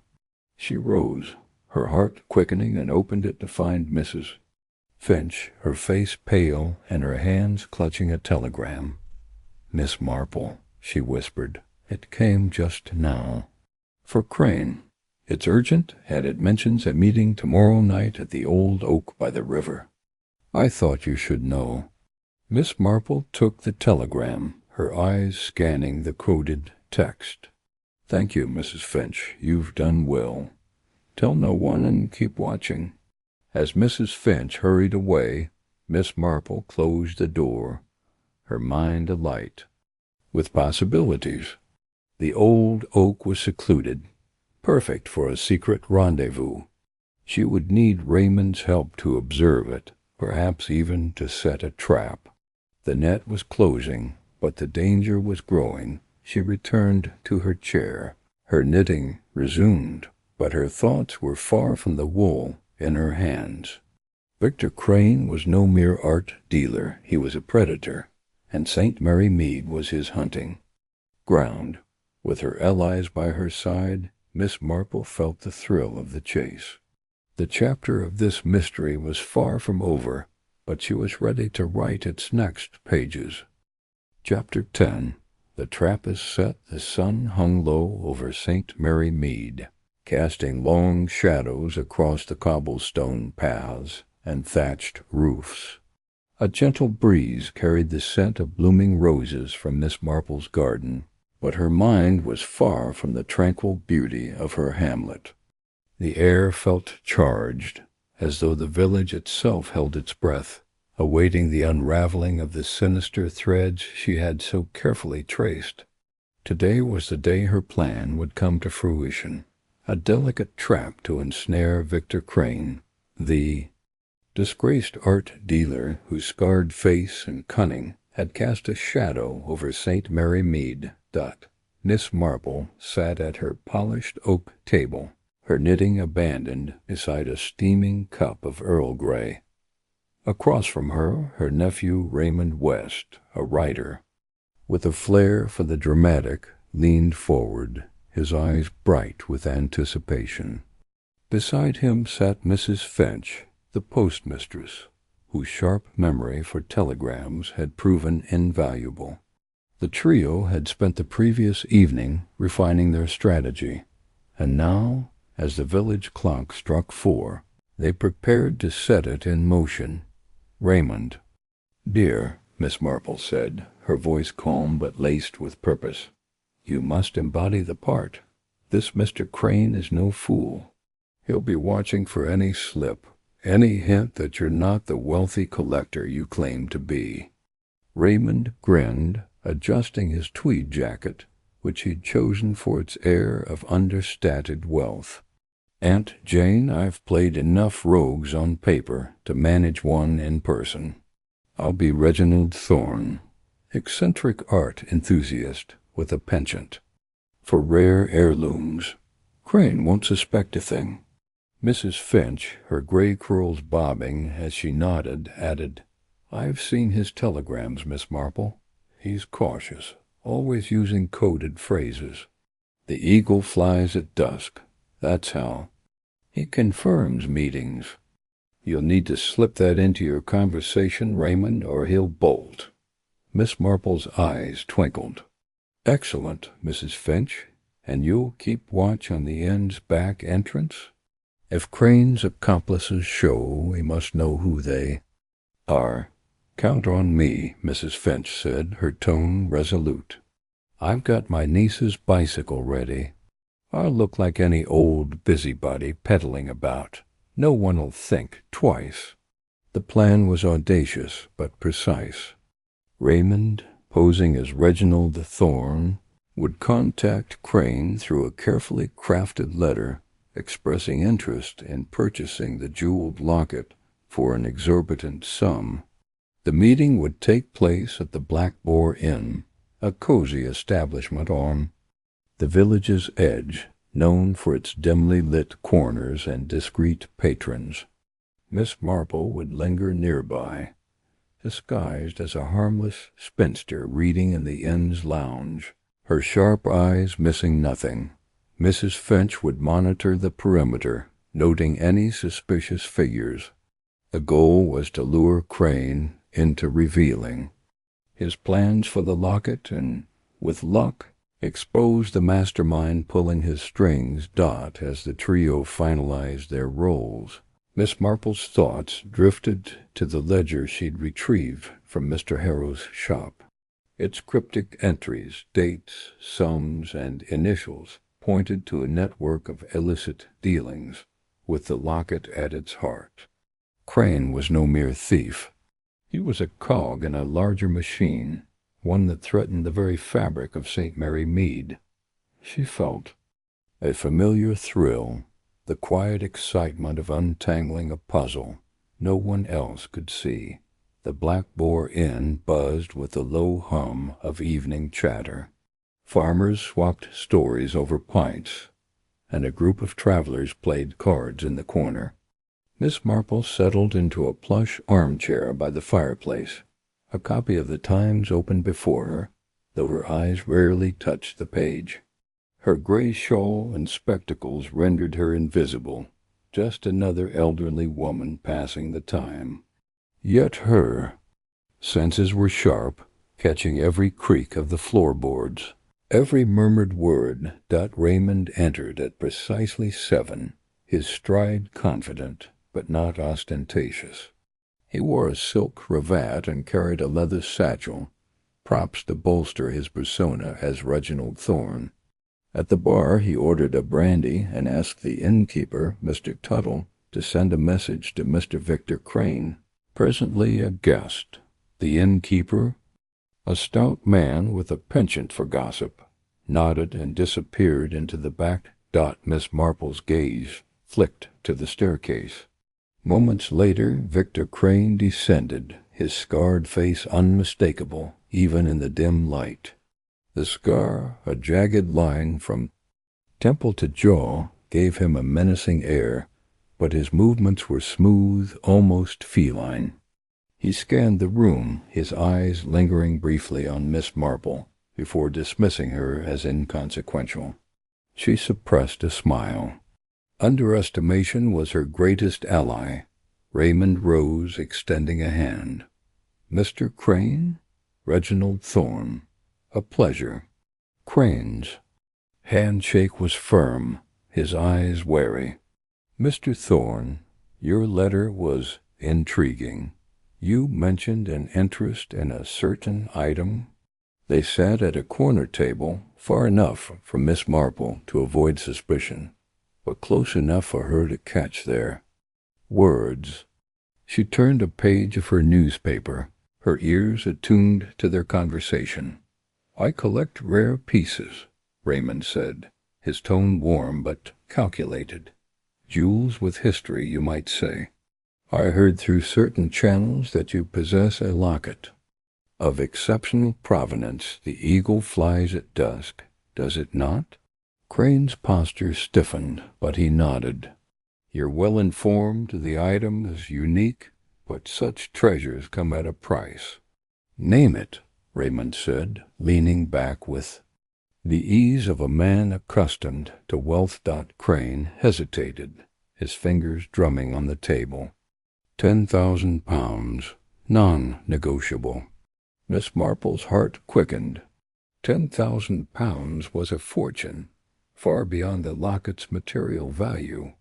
Its significance lay elsewhere in the secrets it held, perhaps the key to Lady Ashford's family vault, as Miss Marple suspected. She noted Crane's tension, the way his eyes darted to the door. He was expecting someone. Raymond played his part flawlessly. "A steep sum, but I'm intrigued. Tell me about its history." "I don't buy blindly." Crane leaned closer, his voice dropping. "It's Ashford family, centuries old, said to unlock something far more valuable than gold. But I warn you, Mr. Thorne, others are interested. You'd need to act quickly." Miss Marple's fingers tightened on her newspaper. Crane was baiting Raymond, testing his resolve. She glanced at the inn's entrance, where Mrs. Finch had promised to signal if accomplices appeared. So far, nothing. but the air felt heavy, as though the trap itself teetered on a knife's edge. Outside, Mrs. Finch pedaled slowly past the inn, her eyes scanning the shadows. The bicycle's bell jingled faintly, a cover for her vigilance. She spotted a figure lurking near the stables, a man in a dark coat, his hat pulled low. She circled closer, pretending to adjust her scarf, and caught a glimpse of his face. Mr. Harrow, the shopkeeper. Her pulse quickened. Harrow was supposed to be at his shop, not skulking about. She pedaled toward the inn's back entrance, where she could slip a note to Miss Marple. Inside, Raymond pressed Crane. "I'd need to see the locket first. Surely you have it here." Crane's smile was thin. "Not on me, it's safe, but close. Meet me tomorrow, midnight, at the old mill. Bring the cash, and the eagle will fly." Miss Marple's mind raced. The mill again, where she'd found the coded message. Crane was circling back to familiar ground, but why? Was he planning to double-cross Raymond, or was the mill a trap of his own? She needed more time to unravel his motive, but time was slipping away as Crane rose to leave. A commotion erupted at the bar. Mr. Tuttle, red-faced, was arguing with a newcomer, a wiry man with a mustache, demanding to see the gentleman with the scar. Crane froze, his hand slipping to his coat pocket. Miss Marple's instincts screamed danger. This man wasn't part of their plan. Raymond, quick on his feet, stood and clapped Crane on the shoulder. "Another time, then. I'll be in touch." He steered Crane toward the door, buying time for Miss Marple to act. She folded her newspaper and rose, her movements slow to avoid attention. As she passed the bar, she caught the newcomer's words. "He's late. The boss won't like this." Her heart sank. Crane wasn't working alone, and this boss was closer than she'd feared. She needed to warn Raymond and Mrs. Finch before the trap collapsed. Outside, Mrs. Finch intercepted her, breathless. "Harrow's here, Miss Marple, and another man by the stables. They're watching the inn." Miss Marple nodded, her mind sharp despite the rising stakes. "We must adjust the plan." Raymond secured the meeting, but Crane's suspicious. "And this new man, did you hear a name?" Mrs. Finch shook her head. "No, but he's not local. Accent's wrong. London, maybe." Miss Marple's thoughts whirled. A Londoner, a boss, and Harrow's involvement pointed to a larger conspiracy, one that reached beyond St. Mary Mead. She glanced at the inn where Raymond was exiting, his expression calm, but his eyes signaling urgency. "Mrs. Finch, follow Harrow. Discreetly. Raymond, take the lane back to my cottage. We'll regroup there. I'll linger here a moment longer." As they dispersed, Miss Marple returned to her armchair, her heart pounding, but her resolve unshaken. She opened her newspaper again, her eyes scanning the room. The mustached man was gone, but his presence lingered like a storm cloud. Crane had agreed to the meeting, but the trap was fraying. She needed to anticipate his next move, to outwit a man who thrived on deception. Back at her cottage, the trio reconvened under the soft glow of a single lamp. Raymond recounted the conversation, emphasizing Crane's caginess. Mrs. Finch reported Harrow's nervous pacing by the stables, and the second man's abrupt departure in a motor car. Miss Marple listened, her fingers tracing the edge of her teacup. "We're close," she said at last. "Crane's greedy, but he's not reckless. He'll bring the locket to the mill, but he'll have protection. We must be ready for anything Harrow, this Londoner, or someone else entirely." Raymond leaned forward. "What's our next step?" "Aunt Jane?" She smiled, a glint of steel in her eyes. "We let Crane think he's won. Tomorrow we'll be at the mill, but not as he expects. Mrs. Finch, can you get word to Constable Barnes?" "Discreetly, of course. We may need his authority." "Mrs." Finch nodded, her face set. "I'll manage it." "And Raymond," Miss Marple continued, "you'll need to perfect your role. Crane must believe you're his buyer until the last moment. I'll be there, hidden, watching his every move." The room fell silent, the weight of their plan settling over them. Outside, the village slept, unaware of the drama unfolding in its heart. Miss Marple sipped her tea, her mind already at the mill, envisioning the confrontation. Crane was a formidable foe, but she had faced worse. The locket, the village, and its secrets were within her grasp. She would not let them slip away. As the clock struck 10, the trio parted, each with their task. Miss Marple lingered by her window, gazing at the moonlit garden. The trap was set, but the game was far from over. Tomorrow, at the stroke of midnight, St. Mary Mead would face its reckoning, and she would be ready. Chapter 11. Betrayal. At the end, the Black Boar Inn glowed softly under the starlit sky, its windows casting pools of amber light onto the cobblestone path outside. The village of St. Mary Mead, draped in the quiet of late evening, seemed to hold its breath, as if sensing the storm brewing within the inn's weathered walls. Miss Marple, seated in her usual armchair by the fireplace, maintained her guise as a harmless spinster, her knitting needles clicking rhythmically. Her copy of the Times lay open on her lap, but her eyes were sharp, darting between the inn's patrons, alert to every nuance of movement and sound. Tonight, the trap she had meticulously set with Raymond and Mrs. Finch would either ensnare Victor Crane or unravel spectacularly. The air was thick with tension. Raymond, still playing the part of Reginald Thorne, the wealthy art collector, stood at the bar, casually sipping a brandy. His tailored tweed jacket and silk cravat lent him an air of effortless sophistication, but Miss Marple noted the subtle tightness in his jaw, a sign he felt the weight of the moment. Across the room, Victor Crane sat at a corner table, his scarred face half hidden in shadow. His fingers toyed with a glass of whiskey, betraying a restlessness that Miss Marple found telling. He was expecting something or someone beyond their arranged meeting. Mrs. Finch, stationed outside on her niece's bicycle, circled the inn's perimeter, her gray curls tucked under a scarf.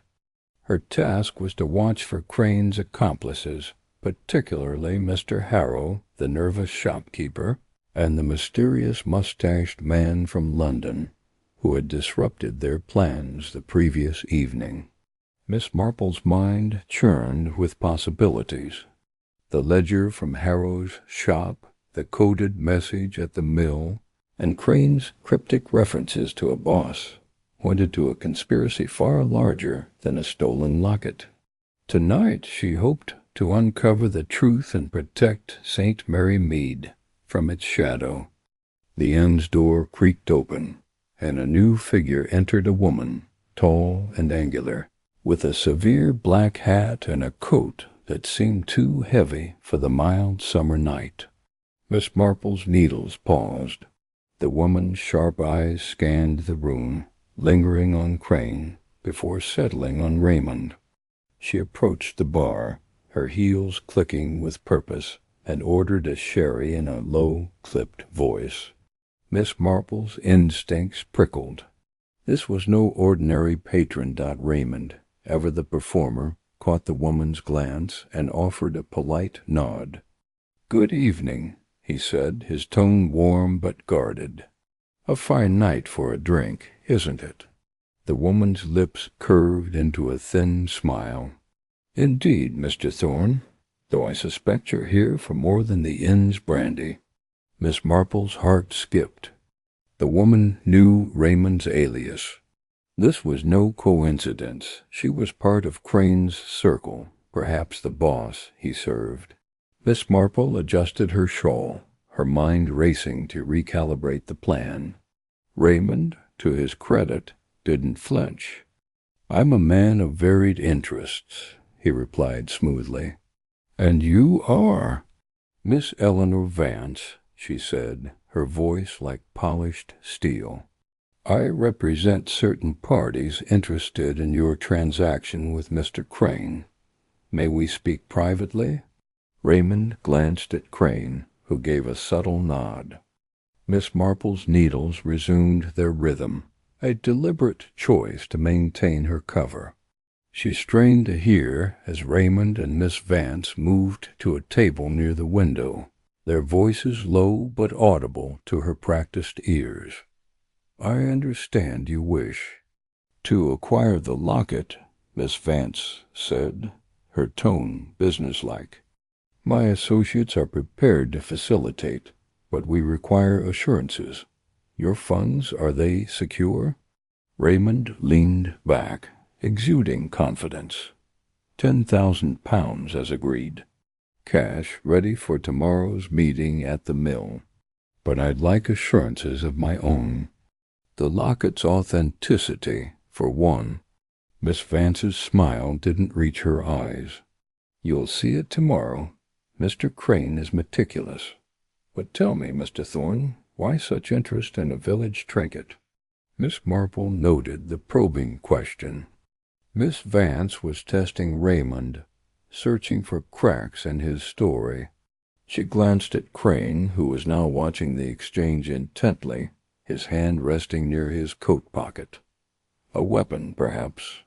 The thought sent a chill through her, but she remained composed, her fingers steady on her knitting. Raymond chuckled, a perfect imitation of a man amused by skepticism. "A collector's whim, Miss Vance. The locket's history fascinates me. Ashford family, centuries old, tied to secrets worth more than gold, or so untold." Miss Vance's eyes narrowed, but before she could respond, the inn's door burst open. Mr. Harrow stumbled in, his face pale and his coat askew. "Crane," he hissed, loud enough to draw stares. "We've got trouble." "He's here." Crane's chair scraped back, and Miss Marple's pulse quickened. The room seemed to contract, every patron's gaze shifting to the unfolding drama. She lowered her knitting, her mind cataloging possibilities.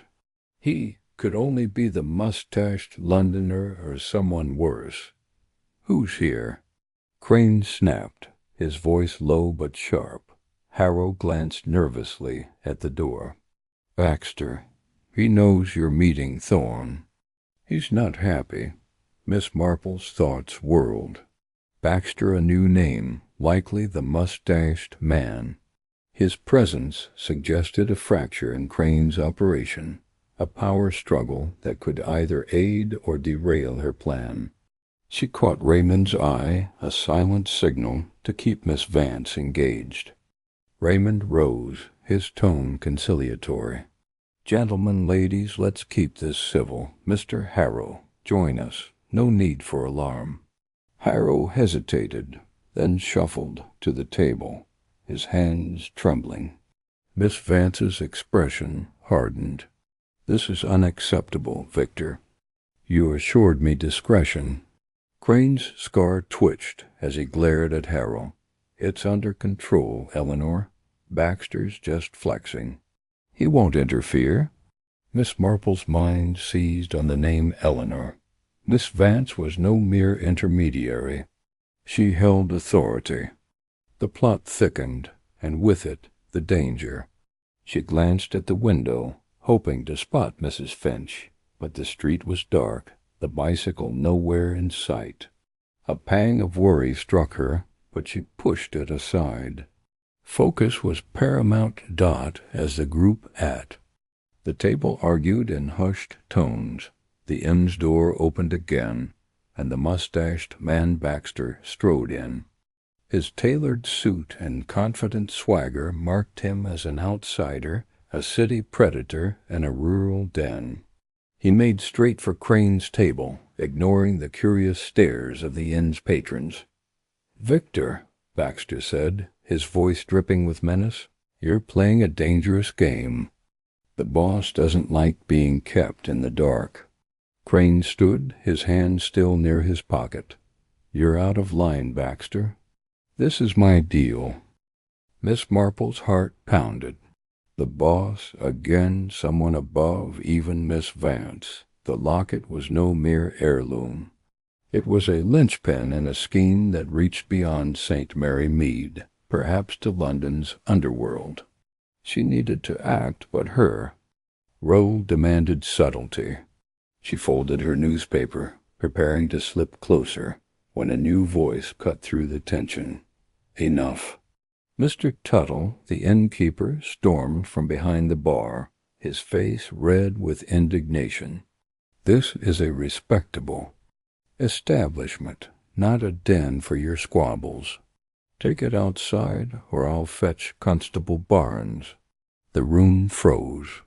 Baxter smirked, but Crane's expression darkened. Miss Vance rose, her movements graceful but commanding. "We're leaving, Mr. Tuttle. No need for the constable." As the group moved toward the door, Miss Marple seized her chance. She stood, her shawl slipping slightly, and shuffled toward the bar, feigning a need for tea. As she passed Crane's table, she deftly dropped her knitting needle, letting it roll beneath a chair. She bent to retrieve it, her fingers brushing a crumpled note that had fallen from Harrow's coat during his frantic entrance. She palmed it and returned to her seat, her face a mask of innocence. The note was small, scrawled in haste. "Mill, midnight. Don't trust V. Boss wants locket for vault key B." Miss Marple's breath caught. The locket was indeed a key, as she'd suspected, but to what? A vault, yes, but whose? And why was Baxter warning Harrow against Crane? The betrayal she'd sensed was real, a fracture within their ranks that could be her advantage or her undoing. Outside, Mrs. Finch finally appeared, her bicycle wobbling as she pedaled to the inn's side entrance. She slipped a note through the window to Miss Marple, who retrieved it discreetly. It read, "Harrow met Baxter earlier. Overheard vault in London. 2 more men in car outside. Trouble." Miss Marple's mind raced. The trap was unraveling, and she was in its heart. She needed to protect Raymond, warn Mrs. Finch, and secure the note before Crane's group dispersed. But as she rose, intending to follow, Baxter turned back, his eyes locking onto hers. For a moment she feared he'd seen through her disguise, but he merely tipped his hat and exited with the others. The inn settled, but the air remained charged. Miss Marple tucked the note into her sleeve and moved toward the door, her steps measured. Outside she found Raymond waiting in the shadows, his face pale but composed. "Aunt Jane," he whispered. "That was too close. Miss Vance knows more than she's saying, and Baxter's trouble. What now?" Miss Marple glanced at the retreating figures of Crane, Vance, and Harrow, now joined by 2 burly men from a sleek motor car. "We've learned much, Raymond. The locket is a key to a vault, likely in London. But there's a schism. Baxter and Crane are at odds, and Miss Vance may be their superior. We must follow them to the mill tomorrow, but we'll need constable. Barnes. Raymond nodded, though his eyes betrayed unease. And Harrow, he's terrified. He might crack. Exactly, Miss Marple said, her voice firm. He's our weak link. Tomorrow we'll press him. For now, find Mrs. Finch and ensure she's safe. I'll meet you at my cottage. As Raymond slipped away, Miss Marple lingered, her gaze on the motor car vanishing into the night. The note in her sleeve felt heavy, a tangible clue to a plot that threatened not just St. Mary Mead, but something far larger. She walked home under the stars, her mind weaving a new plan. The trap had held, but betrayal loomed. Tomorrow, at the mill, she would face it head-on, her resolve as unyielding as the village she protected. Chapter 12. The Mastermind Revealed. The sun hung low over St. Mary Mead, casting golden streaks across the village green where the annual fete bustled with life. Laughter and the clink of teacups mingled with the sprightly tune of a fiddle, but Miss Jane Marple's sharp eyes were fixed on a man weaving through the crowd. Cedric Ashford, Lady Ashford's estranged nephew, moved with the calculated ease of a fox among hens, his tailored coat at odds with the villagers' simple attire. His presence at the fete was no coincidence, and Miss Marple's instincts, honed by years of unraveling human nature's darker threads, told her the moment of reckoning was near. She adjusted her straw hat, its brim shielding her face as she sipped lemonade from a chipped glass, her vantage point a wicker chair near the cake stall. The ledger from Mr. Harrow's shop, now safely tucked in her cottage, had revealed Cedric's name in coded scrawls, linked to payments far exceeding the nephew's modest allowance. The jeweled locket, the heart of this vile plot, was more than a trinket. It was a key to the Ashford family vault, rumored to hold deeds and treasures that could shift the village's economic balance. Cedric's ambition, Miss Marple deduced, was to claim it all, destabilizing St. Mary Mead's quiet prosperity for his own gain. Her thoughts were interrupted by Mrs. Finch, the postmistress, who bustled over, her cheeks flushed from managing the tombola. "Jane, that man Cedric, he's been asking about you," she whispered, her voice low beneath the chatter of the crowd. "Said he wanted to thank you for visiting Lady Ashford. Sounded odd, if you ask me." Miss Marple's lips curved slightly, her eyes never leaving Cedric as he paused to charm a group of school-children with a coin trick. "Odd indeed, Clara. He's not here for gratitude. Keep an eye on him, will you? And fetch Raymond. We'll need him soon." Mrs. Finch nodded, her usual gossip-hungry demeanor replaced by a steely resolve. Miss Marple had confided in her and Raymond, her nephew, about Cedric's likely role as the mastermind.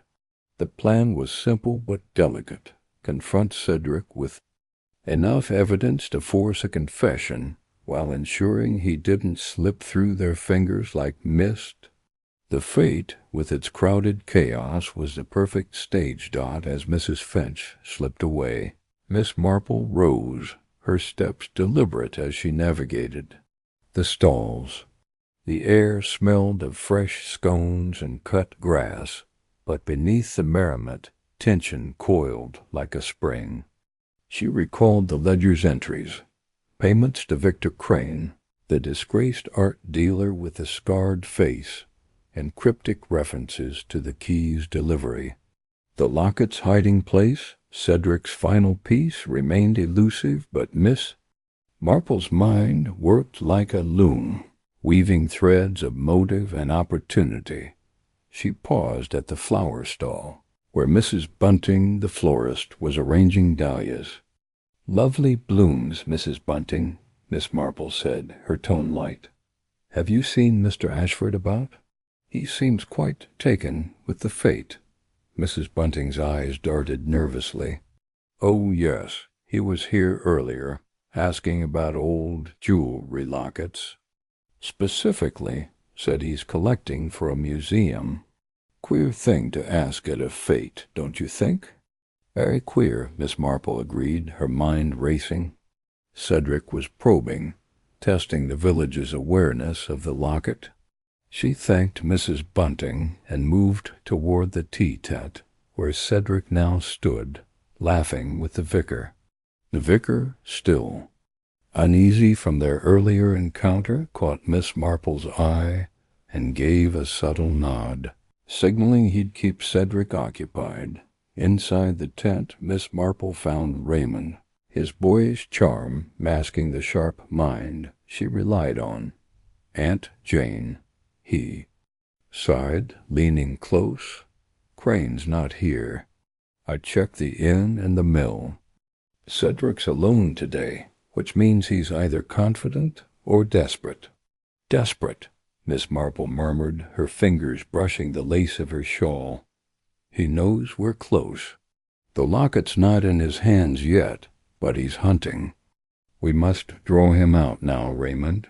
Fetch the box from my cottage, the one with the false locket." Raymond's eyes widened, but he nodded and slipped out. Miss Marple had crafted a replica locket, a clever decoy made from a cheap brooch and paste jewels, to bait Cedric. If he believed the locket was within reach, his greed might betray him as the fate's noise swelled children, shrieking at a puppet show. The clang of a coconut-shy Miss Marple positioned herself near the maypole, where Cedric was now admiring the ribbons. She approached, her demeanor as unassuming as a sparrow. "Mr. Ashford, what a delight to see you enjoying our little fete," she said, her voice warm but her eyes sharp as needles. Cedric turned, his smile polished but his gaze wary. "Miss Marple, the village's own treasure. I hear you've been quite the sleuth lately, poking about old mills and such." "Oh, one hears so many stories in St. Mary Mead," she replied, her tone airy. "Like that locket of your aunt's. Such a curious piece, isn't it? I found something like it recently, tucked away in an old box. Perhaps you'd like to see it?" His eyes flickered, a predator scenting prey. "A locket, you say? I'd be most interested. Aunt Eleanor's collection is sentimental to me." Miss Marple smiled, leading him toward a quiet corner near the churchyard, where Raymond waited with the decoy box. The crowd's noise faded, replaced by the rustle of leaves and the distant hum of bees. She opened the box, revealing the fake locket, its glass jewels glinting in the sunlight. "Is this what you've been searching for, Mr. Ashford?" Cedric's composure cracked, his fingers twitching as he reached for it. "Where did you find this?" he demanded, his voice low. It's the Ashford locket, isn't it?" "Perhaps," Miss Marple said, closing the box with a snap. "But I wonder, Cedric, why a locket means so much to you. Enough to hire men like Victor Crane to blackmail poor Mr. Harrow, to threaten the peace of this village." His face paled, but he forced a laugh. "You're mistaken, Miss Marple. I'm no villain. I only want what's mine, my inheritance." "Your inheritance?" she pressed, her voice soft but unyielding. "Or the vault it unlocks? The deeds, the gold, the power to ruin St. Mary Mead's livelihoods? I've seen the ledger, Cedric. Your payments to Crane, your coded messages. And I know you've been hunting the locket to claim it all." Cedric's eyes darkened, his charm evaporating. "You're a meddling old woman," he hissed, stepping closer. "You think you can trap me with a fake trinket? I know the real locket's hidden in the Manor's library and that ridiculous clock your Lady Ashford loves." Miss Marple's heart quickened, but her face remained serene. He'd revealed the locket's hiding place just as she'd hoped. "A clock, you say?" she mused, as if puzzled. "How clever. But not as clever as threatening a village that trusts me to protect it." Before Cedric could retort, Raymond emerged from the churchyard, flanked by Mrs. Finch and the vicar, who'd overheard enough. "That's enough, Ashford," Raymond said, his voice firm. "The constable's on his way, and we've witnesses. To your confession." Cedric's eyes darted, seeking escape, but the crowd had shifted, curious faces blocking his path. In a flash, he bolted toward the church, shoving past a startled Mrs. Bunting. Miss Marple, spry despite her years, signaled Raymond, who sprinted after him. The chase was brief. Cedric tripped over a guy line from the maypole, sprawling into the grass as Raymond pinned him down. Panting, Cedric glared at Miss Marple as the constable arrived, cuffs in hand.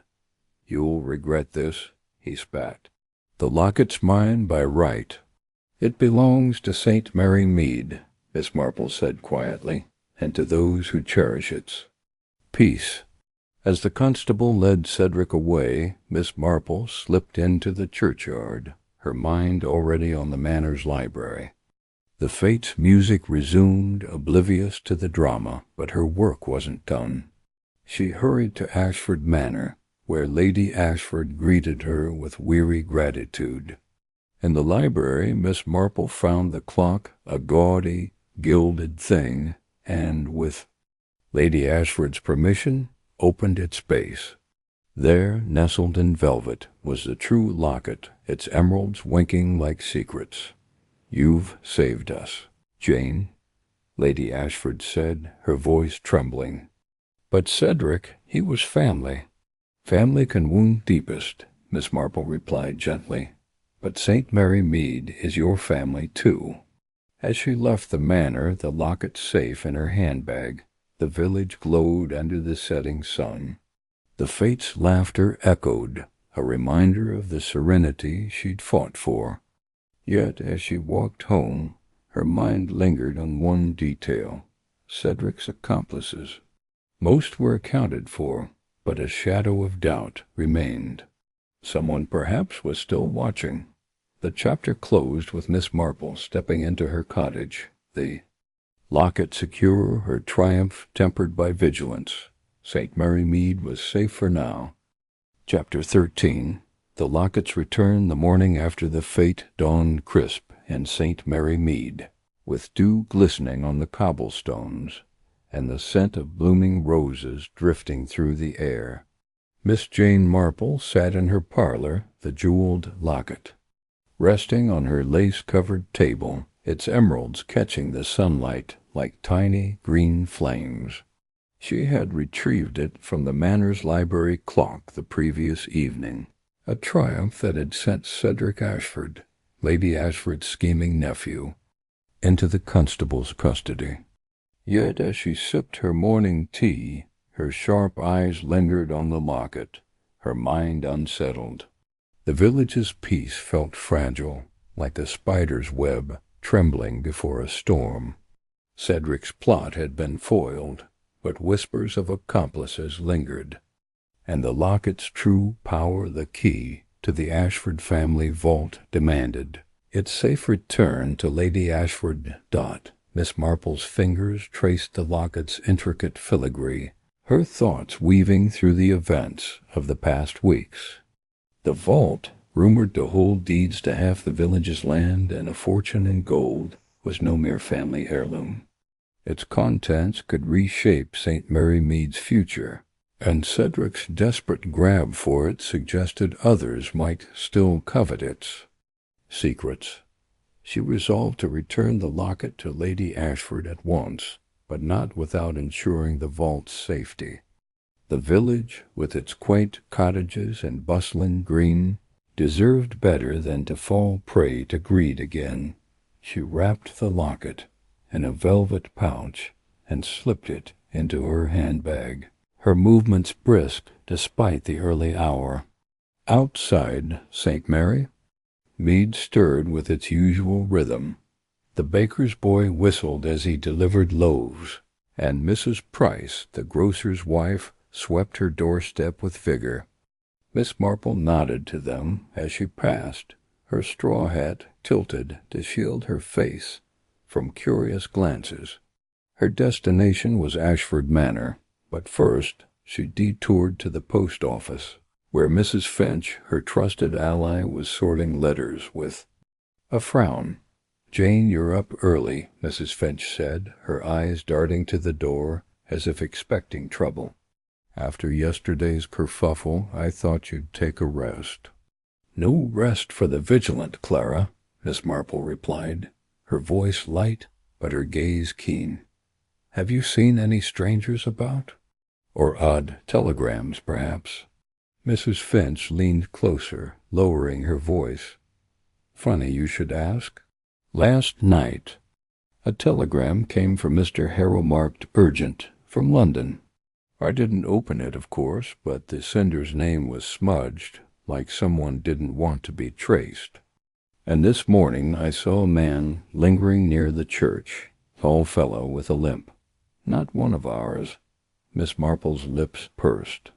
Mr. Harrow, the shopkeeper coerced into Cedric's scheme, had been cleared of major wrongdoing, but his ledger had hinted at other contacts. A man with a limp was new, and telegrams from London suggested the plot's roots stretched beyond the village. "Keep watch, Clara," she said, "and send Raymond to the manor at noon. We'll need him." With a nod, Mrs. Finch resumed her sorting, and Miss Marple continued her walk, her mind piecing together possibilities. The man with the limp could be an accomplice, perhaps one of Victor Crane's associates, or a new player drawn by the vault's allure. At Ashford Manor, she found Lady Ashford in the drawing-room, her frail hands clasped around a teacup, her face etched with worry. "Jane, you've brought it?" Lady Ashford's voice trembled as Miss Marple produced the locket. "I never thought I'd see it again. Cedric, how could he?" "He saw only power, Eleanor," Miss Marple said gently, placing the locket in her hands. "But this locket is more than a jewel. It's the key to your family's vault, isn't it? We must secure it before others come looking."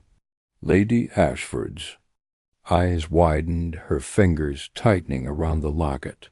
"You know about the vault? It's beneath the old chapel, hidden for generations. The locket's clasp opens to lock a mechanism my grandfather designed, the deeds inside. They control the village's farmland, the mill, even the inn. If they fell into the wrong hands, they won't," Miss Marple interrupted, her tone firm. "But we must act quickly. Cedric spoke of accomplices, and I fear they're not done with St. Mary Mead." Lady Ashford nodded, her resolve hardening. "The chapel's entrance is hidden behind the altar. I'll show you, but we'll need help. The vault's door is heavy, and I'm not as spry as I was." Miss Marple smiled faintly. "My nephew, Raymond, will join us, and the vicar can be trusted. Let's move before noon." The two women set off for the chapel, a stone structure nestled at the manor's edge, its ivy-covered walls whispering of centuries past. The village was quiet, the fate's aftermath leaving most residents nursing headaches or tidying stalls. Inside the chapel, the air was cool and musty, the stained glass windows casting kaleidoscopic patterns on the floor. Lady Ashford led Miss Marple to the altar, where a carved panel concealed a stone staircase. They descended carefully, the locket clutched tightly in Lady Ashford's hand. The vault was a cavernous chamber, its walls lined with iron-bound chests and dusty ledgers. A massive door, etched with the Ashford crest, stood at the far end. Lady Ashford inserted the locket's clasp into a hidden slot, and with a groan the door swung open, revealing stacks of parchment and glinting gold. Miss Marple's eyes scanned the room, noting the wealth but also the responsibility it represented. These deeds, if misused, could evict tenants or sell off the village's heart. "We'll need to catalog this," Miss Marple said, her voice echoing, "and move the most sensitive documents to a bank in London. But first, the locket must be hidden again, somewhere no one will look." As they worked, sorting deeds into a secure chest, a shadow flickered at the staircase's mouth. Miss Marple's heart quickened, her instincts flaring. "Eleanor, stay behind me," she whispered, slipping a heavy candlestick from the altar into her hand. The shadow resolved into a figure, a tall man with a limp, his face obscured by a scarf. In his hand gleamed a knife. "Hand over the locket," he growled, his voice thick with a city accent. "Cedric promised me a cut, and I'm not leaving empty-handed." Miss Marple's mind raced. This must be the man Mrs. Finch saw, likely a hired thug set to tie up Cedric's loose ends. She stepped forward, her demeanor calm despite the blade. "You're too late, I'm afraid," she said, her voice steady. "The locket's already with the constable, and the vault's contents are under guard. Leave now, and you might escape before my nephew arrives." The man hesitated, his eyes narrowing. "You're bluffing, old woman. Cedric said you were clever, but you're alone." "Am I?" Miss Marple tilted her head, her ears catching the faint creak of the chapel door. "Raymond, bless him, was early." She raised her voice slightly. "Raymond, dear, do call the vicar. We have an uninvited guest." The man spun, startled, as Raymond's footsteps echoed down the stairs. In his moment of distraction, Miss Marple swung the candlestick, striking his wrist. The knife clattered to the floor, and Raymond tackled the man, pinning him against the wall. Lady Ashford, pale but composed, fetched a rope from the chapel's bell tower, and they bound the intruder's hands. "Who sent you?" Miss Marple demanded, her eyes boring into his. "Cedric's in custody. Who else knows about the vault?" The man sneered, but fear flickered in his eyes. "You'll get nothing from me. But you're fools if you think this ends with Cedric." Raymond tightened the ropes. "The constable will loosen your tongue," he said, hauling the man to his feet. As they escorted him to the village green where the constable waited, Miss Marple's mind churned. The man's words hinted at a wider network, perhaps in London, where Cedric's ambitions had taken root. She resolved to alert Scotland Yard. But first the vault had to be secured. Back at the chapel, Miss Marple and Lady Ashford hid the locket in a new place, a hollowed-out hymn-book in the vicar's study, unassuming yet safe. The deeds were packed into a locked chest, ready for transport to a bank. By dusk, the village had rallied, with farmers and shopkeepers volunteering to guard the chapel until the transfer was complete. Their loyalty, Miss Marple noted, was St. Mary Mead's true strength. As night fell, the village gathered on the green for an impromptu celebration. Lanterns glowed and the innkeeper poured cider, toasting Miss Marple's courage. She accepted a glass, her smile modest, but her thoughts lingered on the man with the limp. His mention of a larger scheme nagged at her, a loose thread in her carefully woven solution.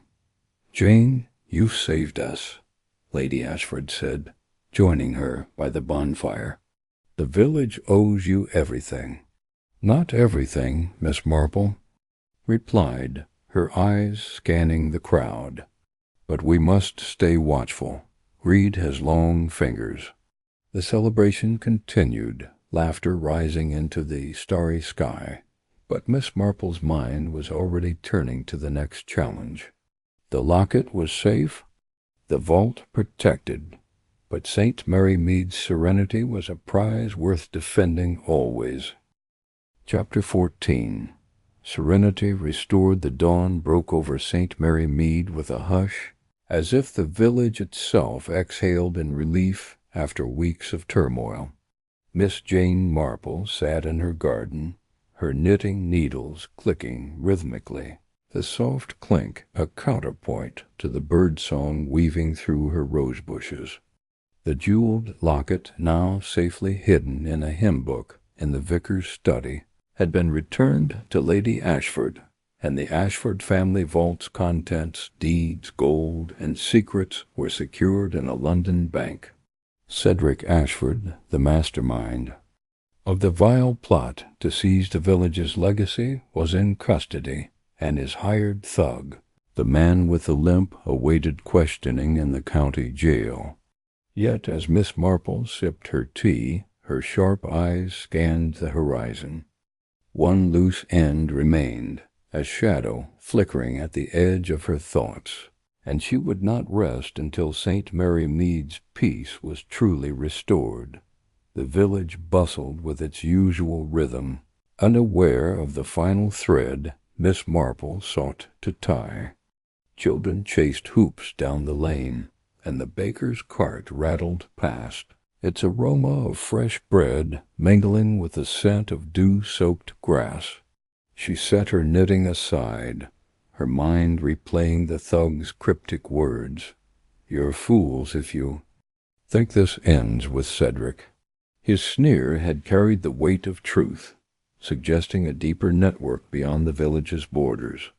Miss Marple's instincts, honed by years of unraveling human nature's knots, told her the plot's roots stretched to London, where greed and ambition festered like weeds. She rose, smoothing her tweed skirt, and reached for her handbag, where a small notebook held her meticulous notes, names from Mr. Harrow's ledger, the smudged telegram Mrs. Finch had mentioned, and a phrase from Cedric's confession, the broker in the city. This broker, she suspected, was the final piece, the one who'd funded Cedric's scheme and perhaps sent the thug to clean up the mess. Today she would root them out, ensuring no further threat loomed over St. Mary Mead. Her first stop was the post office, where Mrs. Finch was franking letters with her usual vigor. The postmistress's eyes lit up at Miss Marple's arrival, her gossip-hungry nature tempered by newfound respect. "Jane, you're out early again," she said, pushing a stray curl under her cap. "After all that business with Cedric, I thought you'd be tending your roses." "Roses can wait, Clara," Miss Marple replied, her tone light but her gaze piercing. "That telegram from Mr. Harrow, did you keep a copy? And the man with the limp, any word from the constable about him?" Mrs. Finch nodded, retrieving a carbon copy from a locked drawer. "The telegram's here, though it's odd sent from a post office in Cheapside, London. No proper sender's name. Just a string of numbers like a code. As for the limping fellow, the constable says he's clammed up, but they found a letter on him addressed to a Mr. Vane at a Cheapside office. Mean anything to you?" Miss Marple's lips twitched, a spark igniting in her mind. "Vane," she murmured. "It's a start. Send for Raymond, will you? I'll need him at the station by noon. We're taking the train to London."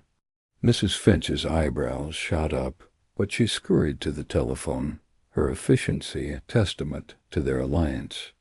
Miss Marple stepped outside. her mind racing. Cheapside, a hub of commerce and shadowy dealings, was the perfect lair for a broker pulling strings from afar. The numbers in the telegram, she suspected, were a cipher, perhaps coordinates or a bank account. She'd need to crack it, but first she had to ensure the village was safe in her absence.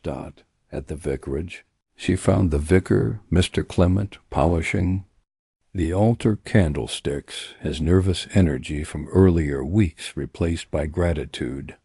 "Miss Marple, you've worked miracles," he said, setting the candlestick down. "The village feels whole again, thanks to you." "Not quite whole yet."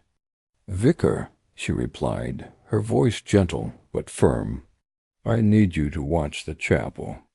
The locket's safe, but if anyone at all asks about it, send word to me at once. And keep an eye on Mr. Harrow. He's fragile, and I fear he knows more than he's told." The vicar nodded, his face solemn.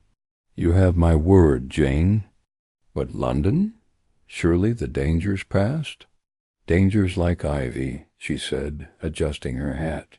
"Cut one stem, and another grows. I'll be back by evening." By noon, Miss Marple and Raymond boarded the train to London, the countryside blurring past, as she explained her plan. Raymond, ever the eager accomplice, listened intently, his journalist's mind cataloguing details. "This Mr. Vane sounds like trouble, Aunt Jane," he said, leaning back in the carriage. "A broker in Cheapside could be anyone, a banker, a smuggler, even a politician's shadow." "Precisely," Miss Marple said, her eyes on the telegram's numbers. 47 minus 19 minus 82. "But people are predictable, Raymond. Greed leaves footprints, and we'll follow them." In London, Cheapside's narrow streets buzzed with clerks, merchants, and the occasional pickpocket. Miss Marple, her shawl blending with the crowd, led Raymond to the post office where the telegram originated. The clerk, a harried man with ink-stained fingers, confirmed that the telegram was sent by a Mr. Vane from a nearby office at 47 Bow Lane. The number 47 matched the telegram's code, a clue Miss Marple tucked away like a stitch in her knitting. At 47 Bow Lane, they found a nondescript building, its brass plaque reading Vane and Associates, financial consultants. The office smelled of tobacco and old leather, and a receptionist, her smile as stiff as her starched collar, greeted them. "Mr. Vane is with a client," she said, eyeing Miss Marple's unassuming attire. "Do you have an appointment?" "No, dear," Miss Marple said, her voice honeyed. "But I'm an old friend of Mr. Ashford's, and I've urgent news about a locket. I'm sure Mr. Vane will want to hear it." The receptionist hesitated, then buzzed an intercom. Moments later, a man emerged, tall, impeccably dressed, with a hawkish nose and eyes that gleamed with calculation. "Miss Marple, is it?" he said, his tone smooth but guarded. "I'm Lionel Vane. Cedric mentioned you a remarkable woman," he said. "How can I help?" Miss Marple smiled, her instincts flaring. Vane's charm was a mask, his mention of Cedric too casual. "Oh, it's about the locket," she said, feigning confusion. "Cedric thought you'd know where it's hidden." "Something?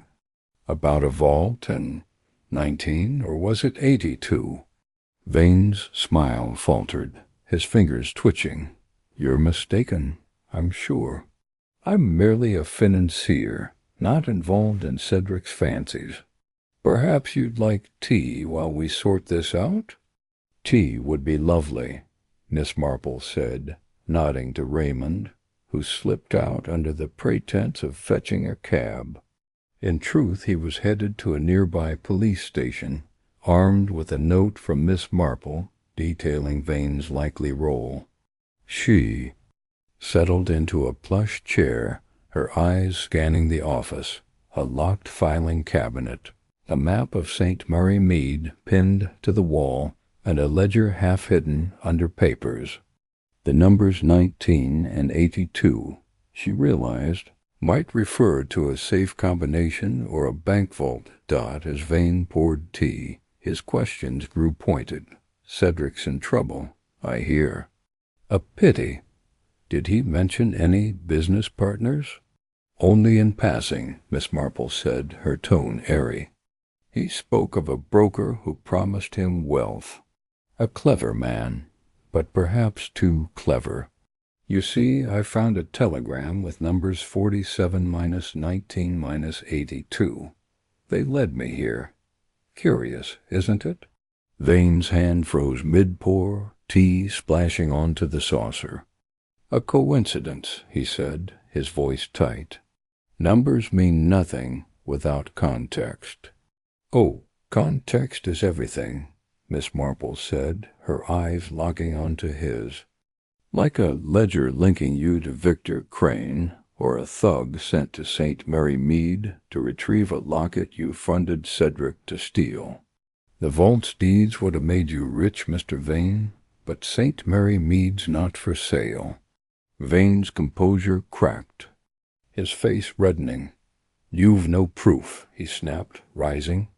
"This meeting's over."